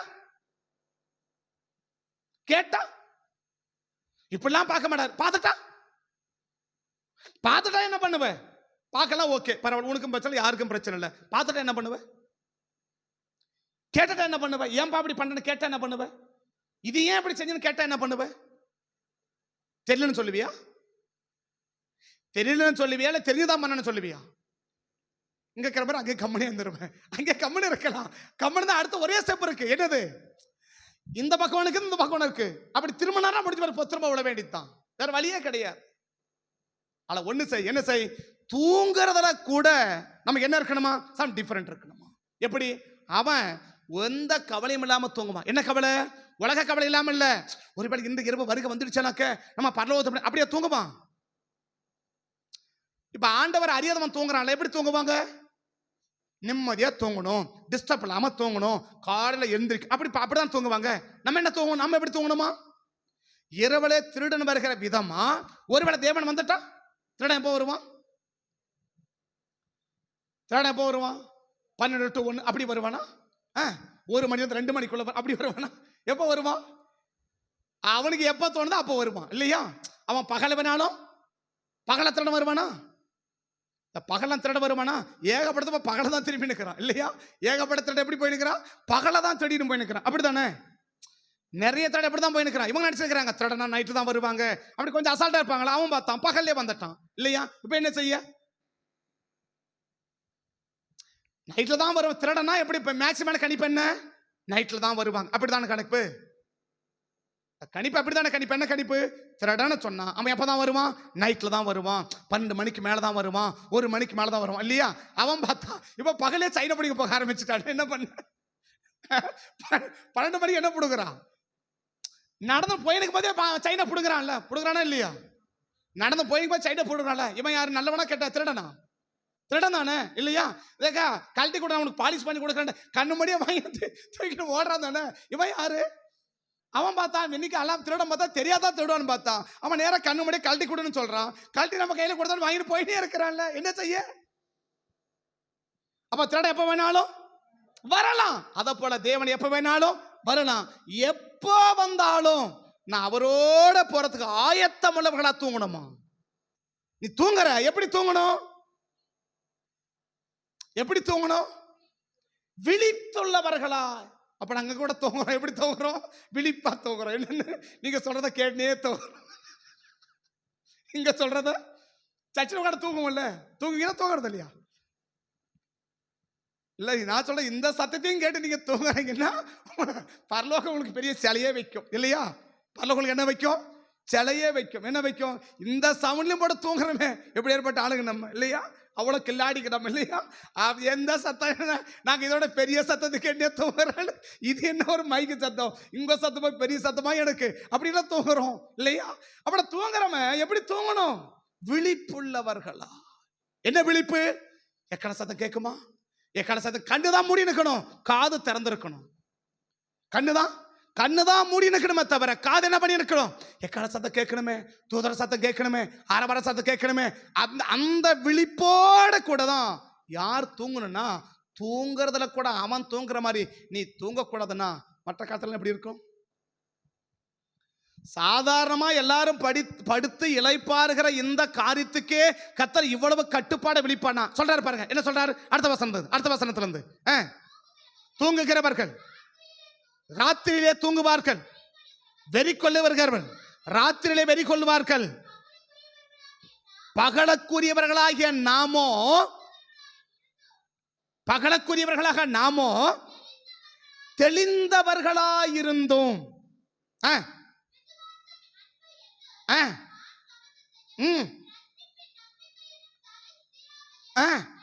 அணிந்து கொண்டு எப்ப தூங்கணுமா? தூங்கணுமா? தூங்கும் போது எப்படிப்பட்ட நம்பிக்கையோட தூங்கணுமா? சொல்றாரு பாருங்க. என்ன சொல்றாரு? நாமோ என்ன அர்த்தம்? பகலுக்குரியவராகிய நாமோ தெளிந்தவர்களா இருந்து. அந்த தெளிந்தவர்களுடைய அடையாளம் என்ன விளக்குறாரு பாருங்க. என்ன இருக்கணுமா? இன்றைக்கு இரவு வந்தா நான் பரலோகம் போயிடுவேன், அந்த விசுவாசத்தோட தூங்க போகணுமா? இப்படிப்பட்ட விசுவாசத்தோட எவ்வளவு பேர் தூங்க போறோம்னா தெரியல எனக்கு. இன்றைய இரவு வருகை வருமானா நான் எங்க போயிட போறேன்? நான் பரலோகத்துக்கு போயிடுவேன், அந்த விசுவாசத்தோடு கூட எவ்வளவு பேர் தூங்க போறீங்க? அடுத்தது விசுவாசம், அன்பு என்னும் மார்க்கவசத்தை, ரட்சிப்பின் நம்பிக்கையும். என்னதான் ரட்சிப்பு நம்பிக்கை? ரட்சிப்பு என்னங்க? ரட்சிப்பு அப்படின்னு ரட்சிப்பு அப்படின்னா எத்தனை முறை பிரசங்கம் கேட்டிருப்பீங்க, ரட்சிப்பாடி முழிக்கிறீங்களே. உங்களை கேட்டால் ரட்சிக்கப்பட்ட கேட்டால் என்ன சொல்லுவீங்க? ஆமான்னு சொல்லுவீங்கல்ல. எதை வச்சு ரட்சிக்கப்பட்டேன்னு சொல்றீங்க? பாவ அறிக்கை செய்து ரட்சிக்கப்பட்டோம். பாவத்தை இருதயத்துல உணர்ந்தோம், வாயினால் அறிக்கை செய்து ரட்சிக்கப்பட்டோம் இல்லையா? வாயில மட்டும் அறிக்கை பண்றது இல்ல, இருதயத்துல உணர்ந்து வாயினால் என்ன செஞ்சோம்? அறிக்கை செய்து ரட்சிக்கப்பட்டோம். அப்படின்னா பாவத்தை அறிக்கை செய்து. அப்ப தூங்கும்போது எப்படி போகணும்? மற்றவன் தூங்குறான், என்ன தூங்குறான்? அப்ப வேலை முடிஞ்சா அப்படியே படுத்து தூங்குறான் இல்லையா? அப்ப நீ நான் எப்படி தூங்கணுமா? ரட்சிப்பின் அனுபவத்தோட தூங்கணும்ன்றல. ரட்சிப்புனா என்ன? இருதயத்துல உணர்ந்து வாயினால் அறிக்கை செய்வது ரட்சிப்பு. அப்படின்னா இப்ப நான் தூங்கும்போது என்ன செய்யணும்? இந்த நாள் முழுவதும் நான் என்னென்ன செஞ்சேன், இந்த நாள் முழுவதும் அப்படி கணக்கு பார்த்தா மொத்தமே தான் அறிக்கை பண்ணி உட்காந்துக்கணும் இல்லையா? இந்த நாள் முழுசா என்னென்ன செஞ்சேன்னு அறிக்கை பண்ண உட்காந்தா நைட்டு 12 மணி ஆகும் தூங்குறது. என்ன செய்ய? விளங்கத சொல்றது இல்லையா? அதனால என்ன பண்ண முடியாது. இப்போ பாஸ்டர் ராஜாமணி உங்களுக்கு நிறைய பேர் தெரியுமான்னு தெரியாது. அவர் பிரசாத் கொஞ்சம் நம்ம சர்ச்சுக்கெல்லாம் வரல சரியா? அவர் குடும்ப கூடகை நடத்துகிற ரொம்ப ஸ்பெஷலிஸ்ட். குடும்ப கூடகை நடத்த மீட்டிங் நார்மலாகவே நீங்கள் அட்டன் பண்ணீங்கன்னா சிரிச்சு வயிறெல்லாம் வழி எடுத்துக்கும். அந்த மாதிரி என்ன செய்வார்னா நல்லா, ஆனால் அவர் சிரிக்க மாட்டார் சரியா? அவர் அவ்வளவு இதாக பேசுவார், வாழைப்படத்தில் ஊசி ஏற்றுற மாதிரியே பேசுவார், ரொம்ப சத்தியத்தை பேசுவார், வித்தியாசமாக பேசுவார் அப்படியா? அவர் சொல்கிறார், அவங்க மனைவி ஒரு முறை அவங்க மனைவி விட்டு அவர் கேட்டாராம். என்ன கேட்டாருன்னா, ஏம்மா என்கிட்ட ஏதாவது குறை இருக்கா அப்படின்னு கேட்டாராம். என்ன கேட்டாரா? என்கிட்ட. ஏன்னா நான் சொல்கிறேன், தமிழ்நாடு மட்டும் இல்லை, இன்டர்நேஷனல் லெவலில் குடும்ப கூடகை நடத்துகிறவர் அவர். இன்டர்நேஷனல் லெவலில் குடும்ப கூடகை நடத்துகிறவர். வெளிநாடுகள் போனால் அவர் குடும்ப கூடகை அவர் தான் அழைப்பாங்க முதல்ல. ஏன்னா அவர் தான் அந்த குடும்பத்துக்கு எப்படி பேசணுமோ அப்படி பேசுவார். அப்படியெல்லாம் வித்தியாசம் செய்வார்னா நிறைய பேசுவார், அப்படி பேசுவார். அப்படி இன்டர்நேஷனல் லெவலில் என்ன செய்கிறோம்? நம்ம குடும்ப கூடகை நடத்துகிறோம்ல, நம்ம கிட்ட போய் என்ன தப்பு இருக்க போகுது அப்படின்னு அவன் மனைவி கிட்ட கேட்டாராம். ஏம்மா எங்கிட்ட ஏதாவது தப்பு இருக்கான்னு. ஒரு பேப்பர் எடுங்க, ஒரு பேப்பர் எடுக்க, ஒரு பேனா எடுக்கனாலாம். சொல்ல சொல்ல சொல்ல எழுதுறாரா 4 பேப்பர் எழுதிட்டாராம். யாரு குடும்பம் எப்படி இருக்கணும்னு இன்டர்நேஷனல் லெவல்ல குடும்ப நடத்துற குடும்ப கூடகை நடத்துறவருக்கு அவன் மனைவிக்கு, இவருக்கு தெரியல ஒன்றும் தப்பு என்னன்னு. அவன் மனைவி எவ்வளவு தப்பு தெரிஞ்சிருக்கான்?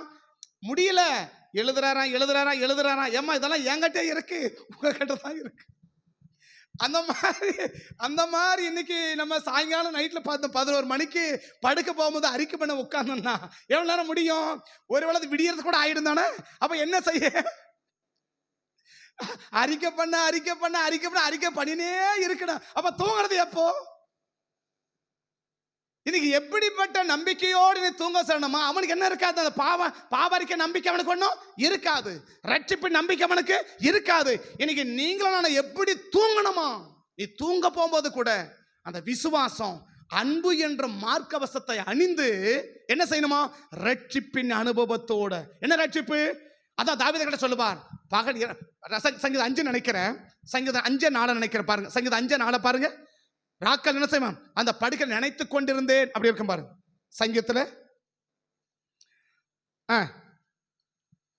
வாசி.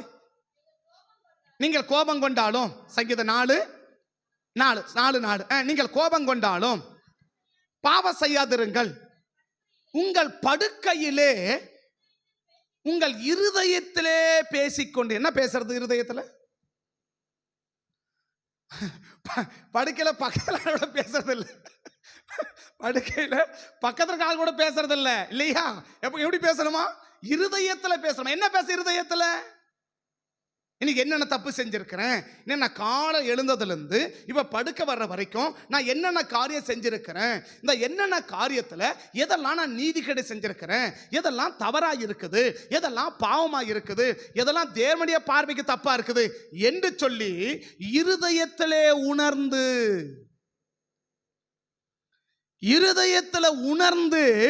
வாயினால் அறிக்கை செய்து நாம் நித்திரைக்கு போகணும். இந்த அனுபவம் தான் யாருடைய அனுபவம்? ஒரு வெளிச்சத்தின் பிள்ளைகளுக்குரிய அனுபவம். இதுதான் ரட்சிக்கப்பட்ட நபருக்குரிய ஒரு அனுபவம். அவ மற்றவங்க நம்ம என்ன செய்ய முடியாது? கவலையற்றவளா, கரிசனையற்றவளா என்ன செய்ய முடியாது? ஏதோ இன்னைக்கு படுக்கிறோம், நாளைக்கு வேலைக்கு போகணும், அப்படி தூங்க முடியாது. அப்படி தூங்குறோன்னு சொன்னா நான் யாரா இருக்க முடியலன்னா ஒரு தேவனுடைய பிள்ளையா இருக்க முடியாது. நான் உலகத்தை நேசிக்கிற ஒரு நபரை நான் இருக்கிறேன். நீங்க தூங்குறதுல கூட நான் ஒரு டிஃபரெண்ட் வித்தியாசம் இல்லாம, இப்படிப்பட்ட உணர்வாடு இல்லாம, வரைகளை போக வேண்டும் என்ற எண்ணங்கள் இல்லாம நான் தூங்க போவேன்னா நான் தூக்கத்தை எப்படி அனுபவிக்கிறேன்? நல்லா என்ஜாய் பண்ணி தூங்குறேன். சாதாரணமா சாப்பிட்றதுக்கும் விரும்பி வித்தியாசம் இருக்கு தானே? ரசிச்சு ருசிச்சு அப்படிலாம் சாப்பிடுவாங்க தானே? அப்படியே சாப்பிடுவாங்க தானே? பசிக்கு சாப்பிட்றதுக்கும் ருசிக்கு சாப்பிட்ற வித்தியாசம் இருக்கு தானே? அப்படின்னா தூங்குறது எப்படி தூங்கலாம்? எப்பா கொஞ்சம் நேரம் விட்டா போதும், என்ன செஞ்சலாம், கொஞ்சம் நேரம் கண்ணு மூடி எழுந்துக்கலாம், அப்படி தூங்கணும் உண்டு. தூக்கத்தை என்ஜாய் பண்ணி ஜாலி அனுபவிக்கணும் அப்படின்னு தூங்கல் உண்டு. இன்னைக்கு எவ்வளவு பேருங்க ரட்சிப்பின் அனுபவம் ஒவ்வொரு நாளும், டே பை டே, ஒவ்வொரு நாளும் இந்த ரட்சிப்பின் அனுபவத்தோட கூட நான் தூங்க போனேன்னு சொல்றவங்க எவ்வளவு பேர்னு கேட்டா எவ்வளவு பேர் கையை உயர்த்தணும்னு எனக்கு தெரியாது. இன்னைக்கு நமக்கு என்ன இல்லைன்னா தூங்கணும். என்ன பண்ணணும்? நல்லா தூங்கணும், நல்ல நல்ல சாப்பிடணும், நல்லா தூங்கணும். இது உலகம். உனக்கு எனக்கு என்ன கிடையாது? உனக்கு எனக்கு என்ன கிடையாது? சாப்பாடு இருக்கும், நம்மளால சாப்பிட முடியாது. நல்லா தூங்க நேரம் இருக்கும், நம்மளால என்ன செய்ய முடியாது? தூங்க முடியாது.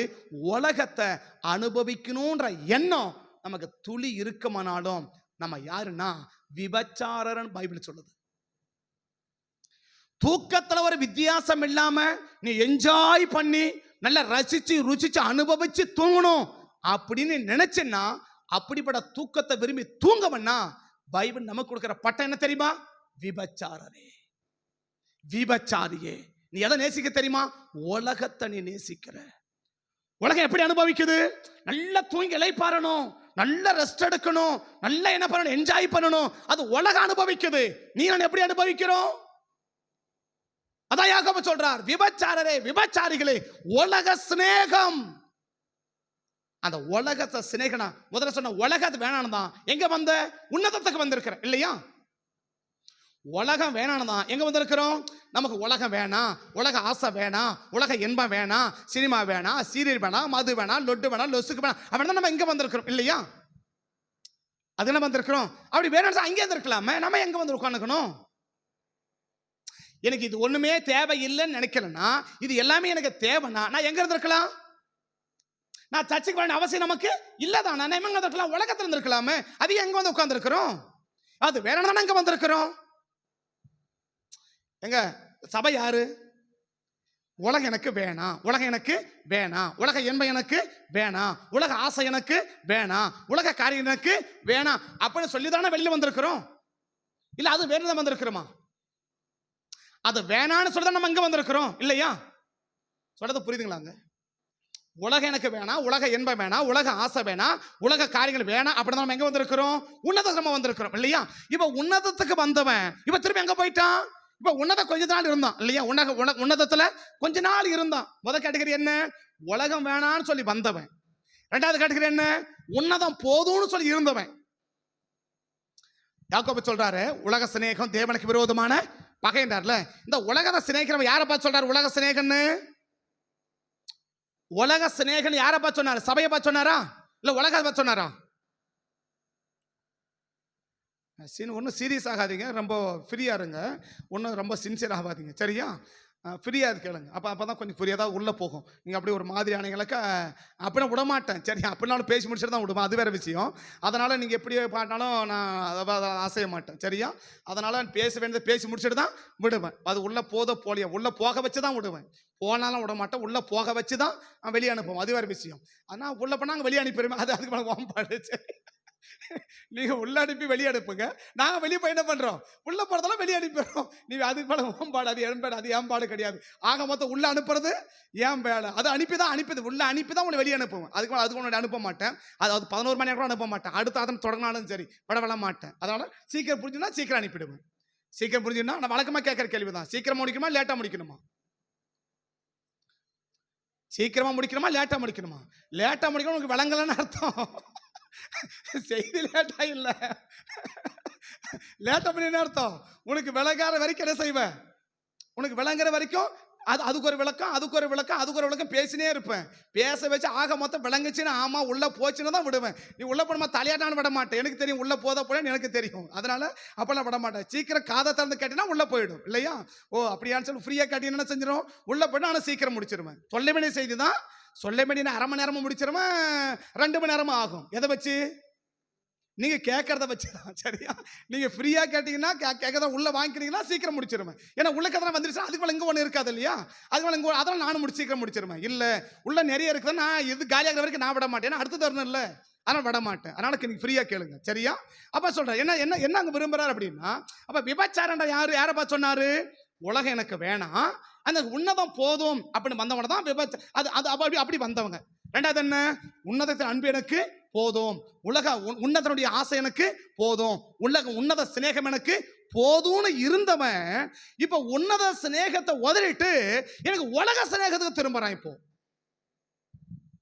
இத 3 கதை சொல்றேன்னு சொன்னேன். ஒன்னு என்ன? உலகம் வேணாம், உலக சிநேகம் வேணான்னு, உலக நேசம் வேணான்னு உன்னதத்தை நேசித்தவன் இல்லையா? ரெண்டாவது என்ன? எனக்கு உன்னத நேசமே போதுமானது என்று இருந்தவன். மூணாவது என்ன?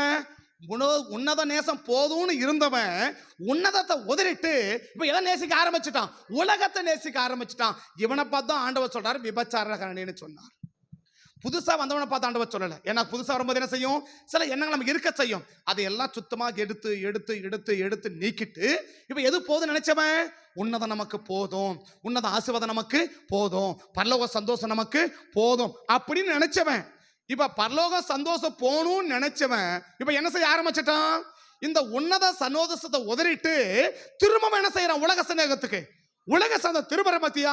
இவனை பார்த்து தான் சொல்றாரு விபச்சாரன்னு சொல்லி. முதல்ல என்ன நேசிச்சான்? எதை நேசிச்சான்? உலகத்தை நேசிச்சிருந்தான். அது வேணான்னு எதை நேசிச்சான்? உன்னதத்தை நேசிச்சான் இல்லையா? இப்ப இது வேணாம் எதை நேசிக்கிறான்? அதை நேசிக்கிறான். இவனுக்கு பேர் தான் விபச்சாரன்னு சொல்றாரு. ஏன்னா இவன் நேசத்துல என்ன கிடையாது? ஒரு நிலை இல்ல. இவன் நேசத்துல என்ன கிடையாது? ஒரு நிலை இல்ல. முதல்ல எதை நேசிச்ச? உலக நேசிச்ச. உலகம் வேணான்னுட்டு உன்னதத்தை நேசிச்ச. இப்ப உன்னதம் வேணான்னுட்டு உலகத்தை நேசிக்கிற. உன் நேசத்துல என்ன நிலை இருக்கு? இந்த நிலையற்ற நேசத்துக்கு பெயர் தான் விபச்சாரம். யாரு சொல்றாரு? யாக்கோபு யாரை பார்த்து விபச்சாரம் சொல்றாரு? விபச்சாரம் யாரை பார்த்து விபச்சாரம்? யாக்கோபு யாரை பார்த்து விபச்சாரம் சொல்றாரு? யாரை பார்த்து? சபைன்னு சொல்லாத. சபையில புது சம்பந்தவனும் இருக்கிறான், சபையில புது சம்பந்தவனும் இருக்கிறான், அன்னைக்கு வந்தவனும் இருக்கிறான், ரொம்ப நாள் விஷயம் இருக்கிறான். நான் சொன்ன 3 கருத்தை சொன்னேன். என்னது? உலகத்தை நேசிச்சவன் உலக நேசம் வேணான்னுட்டு உன்னதத்தை நேசிச்சான். உன்னத நேசம் போதும்னு இருந்தவன் இப்ப உன்னத நேசம் வேணாம், எனக்கு உலக நேசம் வேணும், எங்க போயிட்டான் திரும்பவும்? அவன் உலக நேசத்துக்கு போயிட்டான். இந்த 3 நேசம் மாற்றம் இவனுக்கு என்ன இருக்குது? ஒரு நிலையான நேசத்துக்குள்ள அவன் இல்ல. ஆமே, புரியுதா நான் சொல்றது? நான் சொல்றது விளங்குதுங்களா? முதல்ல எதை நேசிச்சவன்? உலகத்தை நேசிச்சான். நம்ம முதல்ல எங்க இருந்தோம்? உலகத்தை நேசிச்சோம் இல்லையா? உலகம் என்ன? உலகம் போல வாழ்ந்து உலகத்தான் அவன் உன்னை செஞ்ச அடுத்த நம்ம என்ன செய்யணும்? அடுத்தபடியா நம்ம அப்படிப்பட்ட எண்ணங்களோட வாழ்ந்து கொண்டோம். அதை பார்த்தோம் இல்ல, இது ஒண்ணு நமக்கு சரியா படல. எதை விட்டு வந்துட்டோம்? அந்த உலக நேசம் வேணான்னுட்டு எதுக்கு வந்துட்டோம்? உன்னத நேசம் போதும், உன்னத நேசம் நமக்கு போதும், இல்ல ஆண்டவர் நமக்கு போதும், ஆண்டவர் நேசிக்கிற நேசம் நமக்கு போதும் அப்படின்னு எங்க வந்துட்டோம்? சபைக்குள்ள வந்தோம். இப்ப சபைக்குள்ள வந்த உடனே எது போதும் நினைச்சோம்? இது நமக்கு போதும்பா. எது போதும்? ஆண்டவர் நமக்கு போதும், ஆண்டவருடைய அன்பு நமக்கு போதும், ஆண்டவர் நேசம் நமக்கு போதும், சபை நமக்கு போதும், வேதம் நமக்கு போதும், சத்தியம் நமக்கு போதும் அப்படின்னு நினைச்சிருந்தோம் இல்லையா? இப்ப கொஞ்ச நாளுக்கு போன உடனே இந்த உன்னத நேசம் வேணான்னுட்டு திரும்ப எதுக்கு போறோம்? உலக நேசத்துக்கு போயிட்டோம். இவனுக்கு பேர் தான் விபச்சாரனே விபச்சாரியன்னு சொல்றார். சாதாரண முதல் முறையாக சபைக்குள்ள வந்து கொஞ்ச நாள் இருக்கும்போது ஒரு வருஷம் கூட ஆகல, ஒரு 2 மாசம் ஆகிருக்கு, அவன் உலகத்தை நேசிப்பானா? நேசிப்பாங்களா? புதுசா வந்திருக்கிறாங்கன்னா அவன் உலகத்தை நேசிப்பாங்களா? நேசிப்பாங்க. அந்த உலக நேசம் தப்புனது புரியறது சில ஆண்டுகள் அவனுக்கு ஆகும். இது உலக நேசம் வேணவே வேணான்னு சொல்லிட்டு உன்னதமான நேசம் போதும்னு சொல்லிட்டு இப்ப எனக்கு உன்னதமான நேசமும் வேணாம், எனக்கு எதுவே போதும், எனக்கு உலக நேசமே போதும்னு போறான் பத்தியா? இவனை பார்த்து தான் ஆண்டவர் சொல்றார் விபச்சாரனே. ஆமே. அப்ப சாதாரண ஒரு ஆளு உலகத்தை நேசித்து அவனை பார்த்து என்ன செய்யல? அதை சொல்லல. அதை பார்த்து அவனை சொல்லல. எதை பார்த்து சொல்றாரு? அடுத்த வாரம் கிளீனா கேட்பான். 3 சொல்லணும், அவனை சும்மா விட மாட்டேன். என்ன பண்ணுவீங்க? அடுத்த வாரம் சொல்றேன். என்ன பண்ண அடுத்து வரேன்னு சொல்ல, சரியா? கிளீனா சொல்ல. எனக்கு முக்கியமான கருத்து அதுதான். பிரசனுடைய முழு சாராம்சம் அதுதான். என்னது? உலக நேசம், உன்னத நேசம், திரும்ப உலக நேசம். அப்படின்னா முதல்ல எங்க இருந்தான்? உலக நேசத்துல இருந்தான். அதுவே எனக்கு போதும்பா, அப்படி உலகத்திலேயே மூழ்கி இருந்தான் இல்லையா? அது என்ன பார்க்கறான்? இது எனக்கு வேண்டாம், இது எனக்கு பாதிப்பை உண்டாக்குது, இது எனக்கு வேணான்னு சொல்லிட்டு எங்க வந்தான்?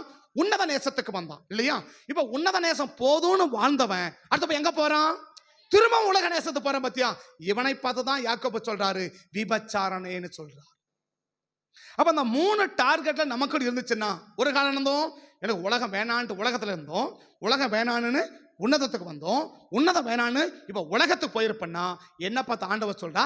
விபச்சாரனேன்னு சொல்லுவார், விபச்சாரியேன்னு சொல்லுவார். ஆமென், ஆமென். அப்ப இப்படிப்பட்ட விபச்சாரனும் விபச்சாரிக்கும் பாதிப்பு இருக்குதா? ஏன் விபச்சாரம் செய்யக்கூடாதுன்னு ஆண்டவர் சொல்றாரு? ஏன் செஞ்சா என்ன? விபச்சாரம் விபச்சாரம் செய்யாது இருப்பாயாகன்னு சொல்றாருல.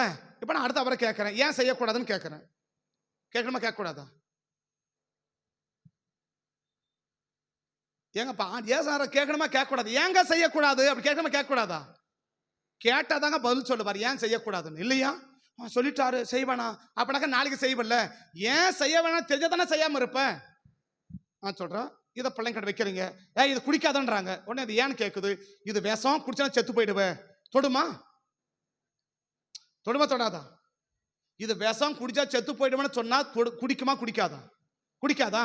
இல்ல குடிக்க கூடாது சொன்னா அவ்வளவுதான், அதோட கம்மன் இரு அப்படி சொன்னா திரும்ப கேட்குது ஏன் குடிக்கூடாது அப்படி கேட்குது. வெள்ளையே வரை இருக்குது கேட்குது ஏன் குடிக்கூடாதுன்னு கேட்குது. இல்ல குடிக்க கூடாதுன்னா குடிக்கூடாது அவ்வளவுதான், திரும்ப கேள்வி கேட்கக்கூடாது அப்படின்னு சொல்றேன் வச்சு என்ன பண்ணும்? என்ன ஐயோ அம்மா சொல்லிட்டாங்க, அப்பா சொல்லிட்டாரு, நம்ம குடி தொடவே கூடாது அப்படி சொல்லுமா? குடிச்சு பார்க்குமா பார்க்காதா? ஏன் பார்க்கும்? வேணான்னு சொன்னாங்க. என்னதான் அப்படி அப்படி என்னதான் அதுல இருக்குது அப்படி ஆசை வரும் தானே? அப்படி ஆசை வருமா வராதா? அப்ப குடிக்க தானே. குடிச்சா என்ன ஆகும்? செத்து போயிடும்ல. ஏன் செத்துச்சு புள்ள? விளக்கமா நீனான சொல்லாம போனதால தான் பிள்ளை என்ன போய் வச்சு செத்து போச்சுல்ல. பொய் பேசாதுன்னு சொல்றீங்க பிள்ளைங்கள, பொய் பேசக்கூடாது சொல்றீங்க. ஏன் பொய் பேசணும் என்ன சொல்லுவீங்க? உங்க பிள்ளைங்களை சொல்லுவீங்களா சொல்ல மாட்டீங்களா? பொய் பேசக்கூடாது சொல்லுவீங்களா சொல்ல மாட்டீங்களா? இப்ப பாருங்க அவன் கேட்கறான் ஏன் பேசக்கூடாதுன்னு கேட்கறான், என்ன சொல்லுவீங்க? பேசக்கூடாதுன்னா பேசக்கூடாது அவ்வளவுதான். அது என்ன கேள்வி கேட்கற அப்படி சொல்லுவீங்களா?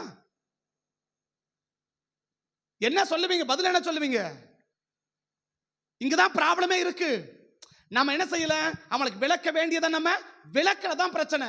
பைபிள் சொல்லுது பொய்யர் அனைவரும் 2ஆம் மரணமாய் அக்கினிய கந்தம் நரக கடல்ல பங்கடைவார்கள். நீ பொய் பேசினா எங்க போயிடுவ? நரகத்துக்கு போயிடுவேன்னு கேட்கறான். அப்ப சொல்ற ஏன் பொய் பேச நரகத்துக்கு போவேன்னு கேட்குவான். கேட்பானா? கேட்பானா கேட்க மாட்டானா? இப்பெல்லாம் யாரும் நம்மளை கேட்கறது அதான் பிரச்சனை நமக்கு இல்லையா? கேட்டா என்ன சொல்ற சும்மா வேலையை பார்த்து சும்மா கேள்விக்கிற வேலை வேணாம் அப்படி மிரட்டி அனுப்பிடுறோம் இல்லையா? அதுக்கு விளக்கம் சொல்ல நமக்கு என்ன தெரியல. பொய் என்பது சத்துருவுடைய ஆயுதம். பொய் என்பது என்ன? சத்துருவுடைய பழக்கம். பொய் சாத்தான பார்த்து சொல்றாரு பிசாசு பொய்யனும் பொய்யுக்கு பிதாமா இருக்கிறான். பொய் பேசுறது பிசாசு தான் பொய் பேசும். ஆண்டவரும் ஆண்டோடைய பிள்ளை என்ன செய்ய பேசாங்க? பொய் பேச மாட்டாங்க. உடனே அவங்க கேட்பான நீ பேசுறீங்க கேட்பான அதுக்கு என்ன சொல்ல?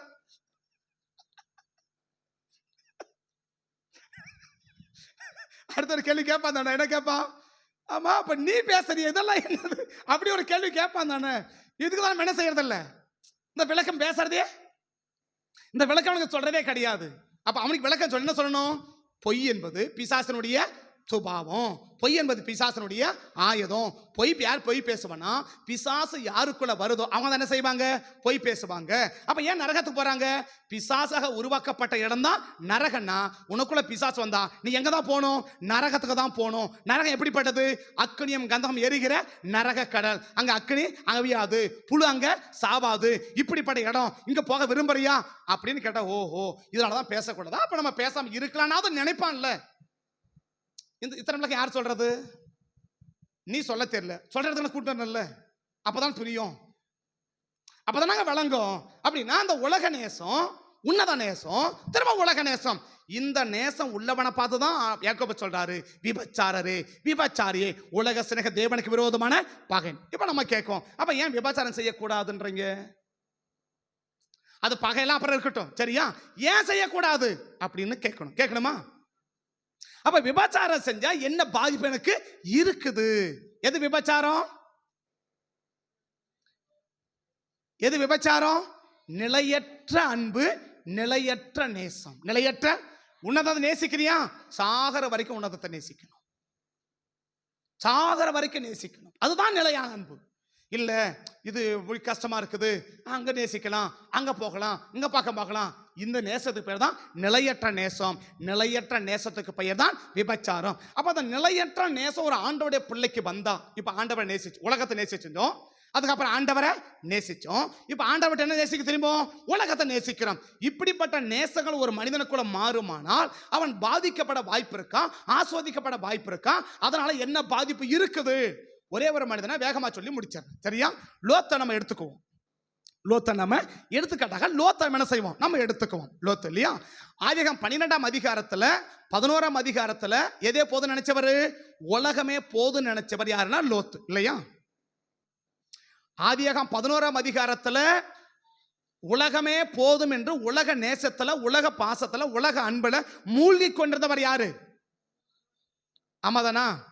ஆபிரகாமை அழைக்கிறதுக்கு முன்னாடி வரைக்கும் லோத்து எங்க இருந்தாரு? காரானூர்ல இருந்தாரு. ஊர் என்ற தேசத்துல இருந்தார் இல்லையா? அப்போஸ்தலர் 7ஆம் அதிகாரத்துல ஊர் என்ற தேசத்துல இருந்தார். யாரு? லோத்து இல்லையா? அப்ப ஊர் என்ற தேசம் போது லோத்து ரட்சிக்கப்பட்டவர், ரட்சிக்கப்படாதவரா? ஊர் என்ற தேசத்துல இருக்கும் போது லோத்து ரட்சிக்கப்பட்டவரா, ரட்சிக்கப்படாதவரா? ரட்சிக்கப்படாதவர். ரட்சிக்கப்பட இன்னும் ஆண்டவன் என்ன செய்யல? சந்திக்கல. யார? ஆபிரகாமை சந்திக்கல. ஆபிரகாமை சந்திச்ச பிறகுதான் யார் ரட்சிக்கப்படுறாரு? லோத்து ரட்சிக்கப்படுற. ரட்சிப்பு என்பது என்ன? இருதயத்தில் உணர்ந்து வாயினால் அறிக்கை பண்ணுவது ரட்சிப்பு இல்லையா? இது எனக்கு வேண்டாம், இது தப்பு, எனக்கு வேணாம் உதட்டு வர பத்தியா, அதுக்கு பிறகு என்னது? ரட்சிப்பு இல்லையா? இப்போ லோத்து எங்க இருந்தாரு? உலக இன்பம், உலக ஆசை, உலக பாசம். அப்போஸ்தலர் 7ஆம் அதிகாரத்துல ஊர் என்ற தேசத்துல இருக்கும் போது இருந்தாரா? முழுக்க முழுக்க முழுக்க என்னதான் இருந்தாரு? உலகத்திலேயே வாழ்ந்து மற்றவங்களை போலவே வாழ்ந்து கொண்டிருந்தார் இல்லையா? இப்ப ஆண்டவர் ஆபிரகாமை சந்திச்சார். எப்போ?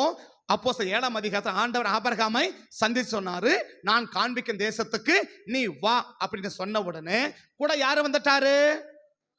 லோத்து வந்தார். சரியா? அப்போஸ்தலர் 7ஆம் அதிகாரத்துல லோத்து வந்துட்டாரு. சரியா? இப்ப வந்தவங்க எங்க போய் தங்கிட்டாங்க? 16ஆம்ல போய் தங்கிட்டாங்க. 6ஆம்ல போய் என்ன செஞ்சிட்டாங்க? தங்கிட்டாங்க. எது வரைக்கும்? தேராக மரிக்கிற வரைக்கும் எங்க தங்கினாங்க?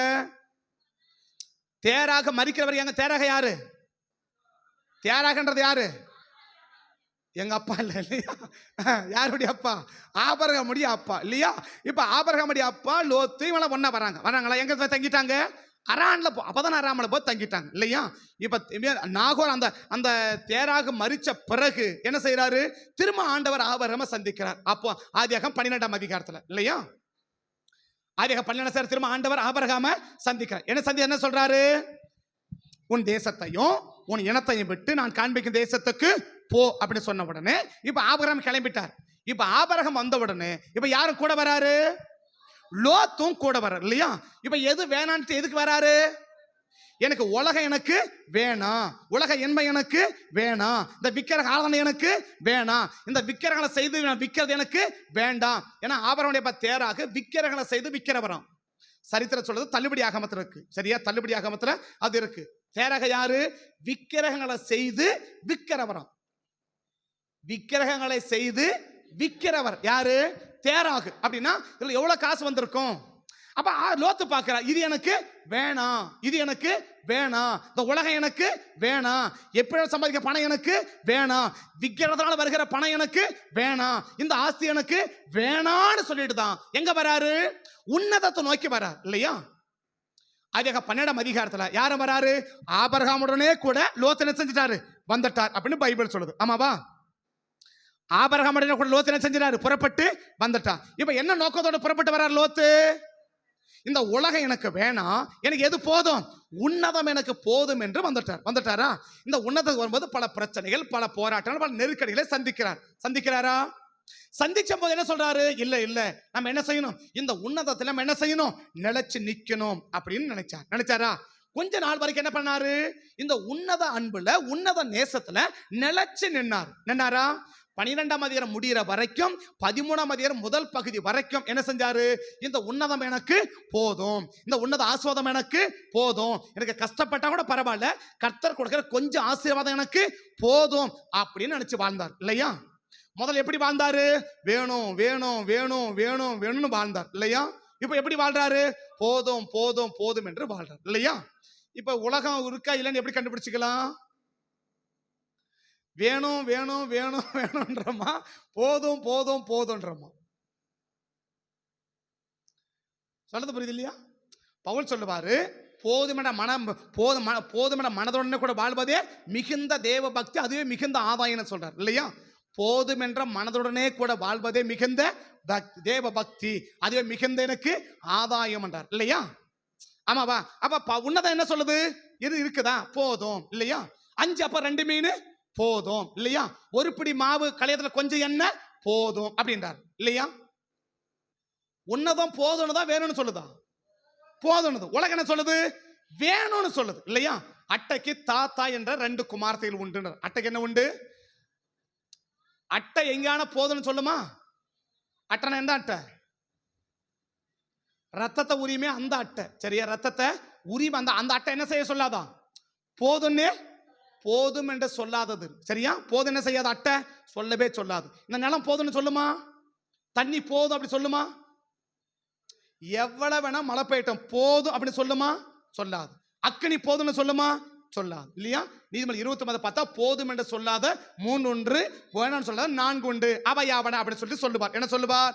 மலட்டு கர்ப்பமும் பாதாளமும் மலட்டு கர்ப்பமும் தண்ணீரால திருப்தி அடையாத நிலமும் போதும் என்று சொல்லாத ராஜாவும் என்றார் இல்லையா? அக்கினிமே, சரி அக்கினிமே இல்லையா? அக்கினி எவ்வளவு போட்டாலும் வா இவ்வளவு எரிஞ்சிட்டேன் போதும் அப்படி சொல்லுமா?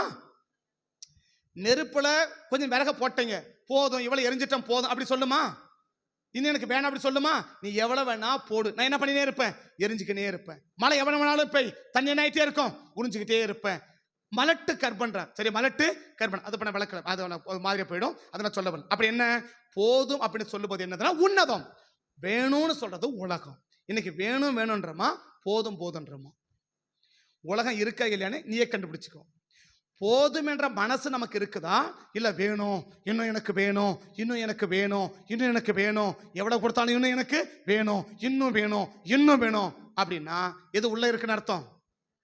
உலகம் உள்ள இருக்குதுன்னு அர்த்தம். உலகம் இருந்தாதான் வேணும் வேணும்னு சொல்லும், உன்னதம் உள்ள இருந்தா போதும் போதும்னு சொல்லும், சரியா?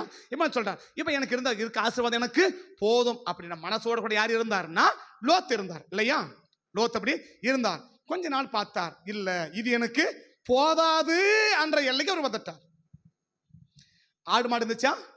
இருந்துச்சு. கூடாரம் இருந்துச்சா? இருந்துச்சு. வேலைக்காரன் இருந்தாங்களா? என்ன அவனுக்கு குறை? லோத்துக்கு என்ன 13ஆம் அதிகாரத்தில் என்ன குறை லோத்துக்கு? ஆபிரகாமுக்கு என்ன இருந்துச்சு அத்தனை யாருக்கு இருந்துச்சு? லோத்துக்கு இருந்துச்சு இல்ல. இவனுக்கு என்ன குறை இருந்துச்சு? ஒண்ணுமே இல்ல. ஆனா ஒண்ணுமே இல்ல, ஒரு குறையும் இல்லைன்னு சொல்லும் போது இவனுக்கு என்ன வருது? இப்ப இருக்கிறது எனக்கு போதாது, இதை விட எனக்கு என்ன வேணும் வேணும் அப்படின்ற மனநிலைக்குள்ளாக லோத்து வந்துட்டார் இல்லையா? இப்ப அப்படி வந்ததுனால என்ன பார்த்தாரு? உடனே வாக்குவாதம் வந்துச்சு. வாக்குவாதம் தூண்டி விட்டார். வாக்குவாதம் என்ன செஞ்சாரு? இவனோட இந்த கிழமை என்ன செய்ய முடியாது, இன்னும் நம்ம வளர முடியாது, இன்னும் என்ன செய்ய முடியாது, இன்னும் ஆடு மாடு பெருக முடியாது, என்ன செய், அவனை போய் சண்டை போடுற மாதிரி சண்டை போடுங்க, நான் தெரியாத மாதிரி இருந்துக்கிறேன் அப்படின்னு சொல்லி சண்டை போட்டார். போட்டா வச்சேனா? இதெல்லாம் வசனம் படிக்கணுமா என்ன? ஒன்னும் தேவையில்ல தானே? அப்படி சொல்ல வச்சார். உடனே ஆபிரகாம் கூட்டாரு, லோத்துங்க வா, எனக்கு உனக்கே வளர்க்கனா அவனுக்கு தெரியாதா என்ன?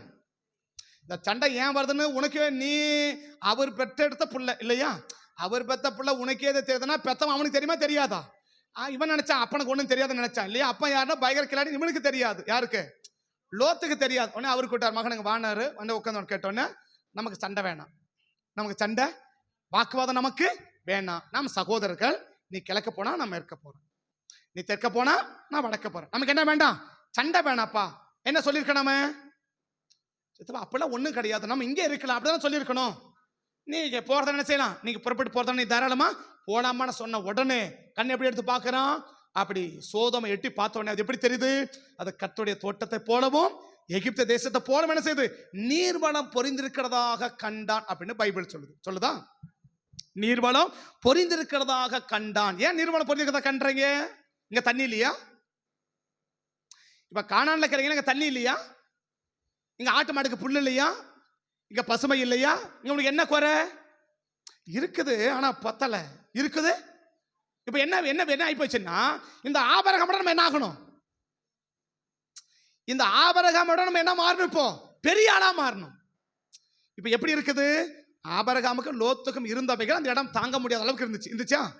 அப்ப ஆபிரகாமுக்கு எவ்வளவு இருந்துச்சு அவ்வளவு யாருக்கு இருக்குது? லோத்துக்கு இருக்குது இல்ல. இப்ப என்ன லோத்துக்கு வந்துருச்சுன்னா, இவனை விட நம்ம என்ன செய்யணும்? ஓவர் டேக் பண்ணி இவனை விட நம்ம பெரிய ஆளா மாறணும். எதுல? வசதியில. வசதியில இவனை விட நம்ம என்ன மாறணும்? பெரிய ஆளா மாறணும் நினைக்கிறவனுக்குள்ள வந்தது என்னன்னா உலகம். நம்ம கூட ஒரு ஆள் இருக்கிறாங்கன்னா, இவங்களை விட பரிசுத்தத்துல பெரிய ஆள் மாறணும் பரவாயில்ல, நீதியில பெரிய ஆளா மாறணும் பரவாயில்ல, இவங்களை விட உண்மையா நம்ம இருக்கணும் ஓகே. ஆனா இவங்களை விட வசதியில பெரிய ஆளா மாறணும், இவங்களை விட பொருள்ல பெரிய ஆளா மாறணும், அவங்க கிட்ட இருக்கிறத விட நம்ம கிட்ட இன்னும் பொருள் அதிகமாகணும் அப்படின்னு நினைச்சேன்னா உனக்குள்ள உலகம் வந்துச்சுன்னு அர்த்தம். இருக்கிற சொத்து போதாது, இன்னும் நான் சொத்தை சேர்க்கணும்ன்ற எண்ணம் நமக்குள்ள வந்துச்சுன்னா எனக்குள்ள உலகம் வந்துடுச்சுன்னு அர்த்தம். முதல் உலகத்துக்கு ஒண்ணு சொன்னேன். என்ன சொன்னேன்? என்னமோ சொன்னீங்க, அது எங்க ஞாபகம் வந்துச்சு எனக்கு இல்லையா? கொஞ்சம் தானங்க சொன்னேன். உலகம் எனக்குள்ள வந்ததுக்கு என்ன அடையாளம்? கதை கேட்குற மாதிரி கேட்டால் அப்படிதான் புரியாதுன்னு இல்லையா? உலகம் வந்துச்சுன்னா வேணும் வேணும் வேணும்னு சொல்லும் இல்லையா? உன்னதான் என்ன செய்யும்? போதும் போதும் போதும்னு சொல்லும் இல்லையா? இது உலகத்துக்கு எனக்குள்ள இருக்க இடத்துக்கான ஒரு அடையாளம். ரெண்டாவது அடையாளம் என்ன? அவனை விட நான் என்னவா மாறணும்? பெரிய ஆளா மாறணும். எதுல? சொத்துல, வசதியில, நகையில, பணத்துல, வீடு வாசல் இதெல்லாம் என்ன செய்யணும்? அவங்களை விட நான் என்னவா மாறணும்? பெரிய ஆளா மாறணும். அவங்களை விட நான் என்னவா மாறணும்? பெரிய ஆளா மாறணும். அந்த எண்ணம் நமக்குள்ள வந்துடுச்சுன்னா உலகம் எனக்குள்ள வந்துருச்சுன்னு அர்த்தம். இப்ப லோத்துக்கு என்ன வந்துச்சு தெரியுமா? இந்த உலகம் வந்துச்சு. எப்படி வந்துச்சு? பார்க்கறான், அவருக்கு சமமா தான் எனக்கு இருக்குது, அவருக்கு சமமா தான், அவருக்கு 100 ஆடுனா எனக்கு 100 ஆடு தான் இருக்குது, அவனுக்கு 50 ஆடுனா எனக்கு 50 ஆடு தான் இருக்குது. அப்ப நான் என்ன செய்யல? இதோட நான் பெரிய ஆளா மாறணுமே. எப்படி மாறுறது? இங்கிருந்து அங்க போயிட்டா நம்ம என்னவா மாறலாம்? இன்னும் பெரிய ஆளா மாறலாம். இன்னும் இது உலகத்துல போட்டி இருக்கு. என்ன போட்டி? அவங்கள விட நான் பெரிய ஆளா மாறணும். நீ பெரிய ஆளா, நான் பெரிய ஆளா, நீ பெரிய ஆளா, நான் பெரிய ஆளா இல்லையா? ஏகப்பட்ட சண்டை எங்க நடக்குது? நீங்க நியூஸ் எல்லாம் பார்த்தீங்கன்னா தெரியும். எங்க தெரியுது? நீங்க சென்னையில பார்த்தீங்கன்னா, நீ ரவுடியா பெரிய ரவுடியா, நான் பெரிய ரவுடியா? நீ பெரிய, ரெண்டு பேருமே ரவுடி தானா? ஆனா என்ன போட்டி இப்போ? நீ பெரிய ரவுடியா, நான் பெரிய ரவுடியா? எனக்கு ஏகப்பட்ட இடம் இருக்குதா, உனக்கு ஏகப்பட்ட இடம் இருக்கா? போட்டி என்ன செய்யறான்? இவன் அவனை மெட்டான், அவன் இவனை மெட்டான், 2 பேரும் செத்து போறான் இல்லையா? இதெல்லாம் படிக்கிறீங்களா படிக்கிறது இல்லையா? இல்லை நியூஸ்ல படிக்கிறீங்களா படிக்கிறீங்க, பேப்பர் என்ன பார்க்குறீங்களா, இல்லை நியூஸ்ல பார்க்குறீங்களா, இல்லை சினிமா சீரியே பார்த்துட்டு போயிடுறீங்களா? இல்லை தானே? இப்படி நடக்குதல்ல. சாதாரண 10வது முடிச்சு 12வது முடிச்சு காலேஜ் போகிற பசங்க என்னது, இந்த ரூட்டுக்கு நான் தான் தலான்றான், இந்த ரூட்டுக்கு கடைசி பார்த்தா தலையிலாம போயிடுச்சு. ஏன் போயிடுச்சு? நான் தான் போது என்ன உண்டாகுது? இன்னொருத்த சொல்றேன் இல்லை நான் தான் இன்னொருத்த கிளம்புறேன் இல்லையா? இந்த போட்டி எங்க வரலாம்? இது உலகத்துல வரலாம். என்னது? நீ பெரியாளா, நான் பெரியாளா, நீ பெரியாளா, நான் பெரியாளா, நீ பெரியாளா, நான் பெரியாளா, நீயா நானா, நீயா நானா. என்ன அடையாளம்? உலகம் உனக்குள்ள வந்துருச்சுன்னு அர்த்தம். மூணாவது என்ன? நீ பெரியாளா, நான் பெரியாளா என்ன வந்துச்சு என்ன அர்த்தம்? போட்டி வந்தா என்ன அர்த்தம்? ஒன்னு சொன்ன போதும் போதும்னு சொன்னா உன்னதும், வேணும் வேணும்னு சொன்னா உலகம். 2 சொன்ன இதை விட நமக்கு அதிகமான சொத்துக்கள் வேணும், ஆஸ்தி வேணும், பணம் வேணும்னு எடுப்புனா உலகம் எனக்குள்ள வந்துருச்சுன்னு அர்த்தம். நீ பெரியாளா, நான் பெரியாளா, உலகம் நமக்குள்ள வந்துருச்சுன்னு அர்த்தம். ஏசு கிட்ட சொல்லுவா, எல்லாருக்கும் பெரியவனா இருக்கிறவன் எல்லாருக்கும் என்னவா இருக்கணும்? வேலைக்காரனா இருக்கணும் சொல்லுவார். எல்லாரும் விட நீ பெரிய ஆளக்க விரும்பணும்னா எல்லாரும் காலி என்ன செய்யணும்? நீ கழுவணும். எல்லாருக்கும் என்னவா இருக்கணும்? பணிவிடை செய்யணும். இதுதான் உணர்ந்தோம். ஆனா நீயா நான் தான் பெரிய ஆளு, நான் தான் பெரிய ஆள், நான் தான் பெரியவனா இருக்கணும்னு நினைச்சேன்னா இதுக்கு பேர் உலகம். இந்த 3 எண்ணம் யாருக்குள்ள வந்துருச்சுன்னா லோத்துக்குள்ள வந்துருச்சு. என்ன செய்யறான்? இவன் அவங்களோட சண்டைக்கு போறான். எதுக்கு சண்டைக்கு போறான்? நீ பெரியாளா, நான் பெரியாளா, நீ பெரியாளா, நான் பெரிய, நீயா நானா, நீயா நானா, நீயா நானா. ஏகப்பட்ட குடும்பத்துல சண்டை. என்ன? நீயா நானா, நீயா நானா, நீயா நானா. இந்த எண்ணம் ஒரு தேவனுடைய பிள்ளைக்குள்ள வந்துச்சுன்னா ஒன்ன அறியாமலே உலகம் உனக்குள்ள வந்துச்சுன்னா இந்த 3 கேட்டகரி வச்சு புரிஞ்சுக்கோங்க உலகம் உனக்குள்ள இருக்கா இல்லையான்னு. இது 3 எனக்குள்ள இருந்துச்சுன்னாக்க என்ன பார்த்து பரலோகம் சொல்லுது, நான் ஒரு விபச்சாரன்னு சொல்லுது. நான் ஒரு விபச்சாரம். என்ன முதல்ல எதை நினைச்சேன்? போதும் போதும் போதும் அப்படின்னு சொல்லியிருந்தான் இல்லையா? இப்போ என்ன சொல்றேன்? வேணும் வேணும் வேணும்னு சொல்றேன் இல்லையா? அவன் பெரிய ஆள். எனக்கு இருக்கிறது, எனக்கு கர்த்தர் எனக்கு கொடுத்தது போதும்பா, கர்த்தர் எனக்கு இது கொடுத்துருக்கிறார், இதை வச்சு எனக்கு போதும், எனக்கு தேவையானதை கர்த்தர் கொடுத்தா நினைச்சான். இப்போ இல்லை இல்லை, எனக்கு என்ன செய்யணும், அதை விட எனக்கு அதிகமாக வேணும், அதை விட அதிகமாக வேணும்னு நினைக்கிறான். அவன் என்ன சொல்றான்? நீ பெரிய ஆளா, நான் பெரிய ஆளா? ஏன்னா 2 பேரும் ஒரே இருக்கிறான். இப்போ ஆபிரகாமுடைய தலைமையை யார் ஏத்துக்க விரும்பல? ஏன்னா ஆடு பெருகி போயிடுச்சுல்ல, ஆடு பெருகிடுச்சுல்ல, மாடு பெருகிச்சுல்ல, ஒட்டகம் பெருகிடுச்சுல்ல, வேலைக்கார வந்துட்டாங்கல்ல. அது யாரா மாறி நினைக்கிறாங்க? இப்போ ஆபிரகாம் தலைவனா இருக்கிறது, எனக்கு நான் தலைவனா மாறின, அவ்வளவுதான். தலைவனா மாறணும்னு நினைச்சதுக்கு ஒரு இடம் என்ன தெரியுமா? 19 முதல் வசனத்தை பார்த்தீங்கன்னா, லோத்து சாயங்கால வேளையில ஒளிமுக வாசல்ல உட்கார்ந்து நிற்கிறான். எங்க உட்காந்துக்கிறான்? யார் ஒளிமுக வாசல் உட்காருவாங்க தெரியுமா? அந்த பட்டணத்துடைய தலைவர்கள் தான் அங்க உட்காருவாங்க. இப்ப லோத்து அங்க போய் என்னவா மாறிட்டாரு? புரியுது நான் சொல்றது? உலகம் வந்து புரியுது நான் சொல்றது? ஒளிமுக வாசல்ல யார் உட்காருவாங்கன்னா, அந்த பட்டணத்துடைய தலைவர்கள் தான் உட்காருவாங்க. 19 முதல் வசனம் பாருங்க. சாயங்காலத்துல வந்தார்கள். லோத்து யார் வாசல்ல உட்காருவாங்க தெரியுமா? அந்த பட்டணத்துடைய தலைவர்கள் தான் உட்காருவாங்க. எதுக்கு?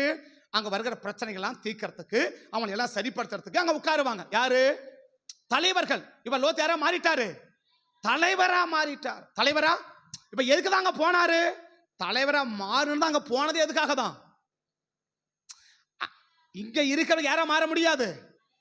ஏன்னா ஆபிரகாம் செத்தாதான் தலைவரா மாறணும் இல்லையா? அடுத்து அவன் பசங்க வந்துருவாங்க. நான் யாரா மாறவே முடியாது, தலைவரா மாறவே முடியாது. அங்க போயிட்டா தலைவரா மாறணும்னு எண்ணம் வந்த பிறகுதான் அவன் சோதமைக்கு என்ன செய்யறான்? போக ஆரம்பிக்கிறான். இப்ப 3 கதை சொல்றேன். உலகத்துல இருந்தவன் உலகம் வேணான்னுட்டு உன்னதத்துக்கு வந்தான். உன்னதம் போதுன்னு இருந்தவன் இப்ப உன்னதம் வேணான்னு இவன் எங்க போக ஆரம்பிச்சிட்டான்? சோதம் உலகத்துக்கு போக ஆரம்பிச்சிட்டான். இந்த உலகத்தை விட்டு வெளியே வர்றதுக்கு அவனுக்கு என்னவே இல்லை, இப்போ மனசே கிடையாது. எவ்வளவு அழிவு வரும்னு சொன்னா கூட எங்கிருந்து வெளியே வர மாட்டேங்கிறான். அந்த சோதமை விட்டு வெளியே வரவே மாட்டேங்கிறான். அங்கே இருக்க விரும்புறான் இல்லையா? அங்கே பிள்ளைகளை எங்க கல்யாணம் பண்ண விரும்புறான்? 2 பிள்ளைக்கு மாப்பிள்ளை பார்த்துட்டானா? எங்க பாக்குறான் மாப்பிள்ளை? எங்க பாக்குறான்? சோதோமிலேயே பார்க்க. ஏன் சோதோமில? இப்ப எது வேணாம் எனக்கு? உன்னதம் எனக்கு. ஆனா ஆபிரகாம் சொல்லுவாரு, எலிசா கேப்பா, ஒருவேளை அந்த புள்ள என் பின்னாடி வரலன்னா, என் பையனுக்கு கல்யாணமே ஆகலாம் கூட பரவாயில்ல, அவனை அங்க மட்டும் கொண்டு போக கூடாது. எங்க நான் எதை வேணான்னு சொல்லிட்டு வந்தனோ அந்த இடத்துக்கு என் பையனுக்கு கல்யாணமே ஆகலாம் கூட பரவாயில்ல, அவன் எங்க போயிடக்கூடாது? அவன் எங்க போக கூடாது? திரும்ப அந்த உலகத்துக்கு போகக்கூடாது, அவ்வளவுதான். அவனுக்கு கல்யாணம் ஆகலாலும் பரவாயில்ல போ. அதான சொன்னாரு. என் ஆண்டவர் நடத்துவார், நீ போ. அப்படின்னு என்ன அர்த்தம்? அங்க மட்டும் என் பையன் போயிடக்கூடாது. அந்த உலகத்துக்கு நான் எதை விட்டனோ அங்க மட்டும் யார் போயிடக்கூடாது. நானும் போக மாட்டேன், என் எது கூட போல, பொண்ணு பார்க்க கூட அந்த ஊருக்கு போல. பாருங்க யாரு? ஆபிரகாம் பொண்ணை பார்க்கறது கூட என்ன செய்யல.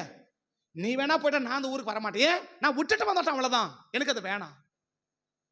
நான் விட்டேன், எனக்கு அது வேணாம். நான் விட்டுட்டேன், எனக்கு அது வேணாம். அந்த பிள்ளை எங்க பண்ணுமே தவிர நான் எங்க போக மாட்டேன். நான் அங்க போக மாட்டேன்றதுல உறுதியாக்கிறார். நீ நீதிமன் தானே? அவர்கள் தானே வந்தீங்க. எனக்கு உலகமே வேணாங்க, எனக்கு உன்னதம் அப்படித்தானே வந்தீங்க. எங்க பொண்ணு பார்த்து எங்க மாப்பிள்ளை பார்த்து நிற்கிறீங்க? இந்த 2 பிள்ளைங்க எங்க மாப்பிள்ளை பார்த்து நிற்கிறீங்க? சோதோம தானே மாத்திரை பார்த்து நிற்கிறீங்க.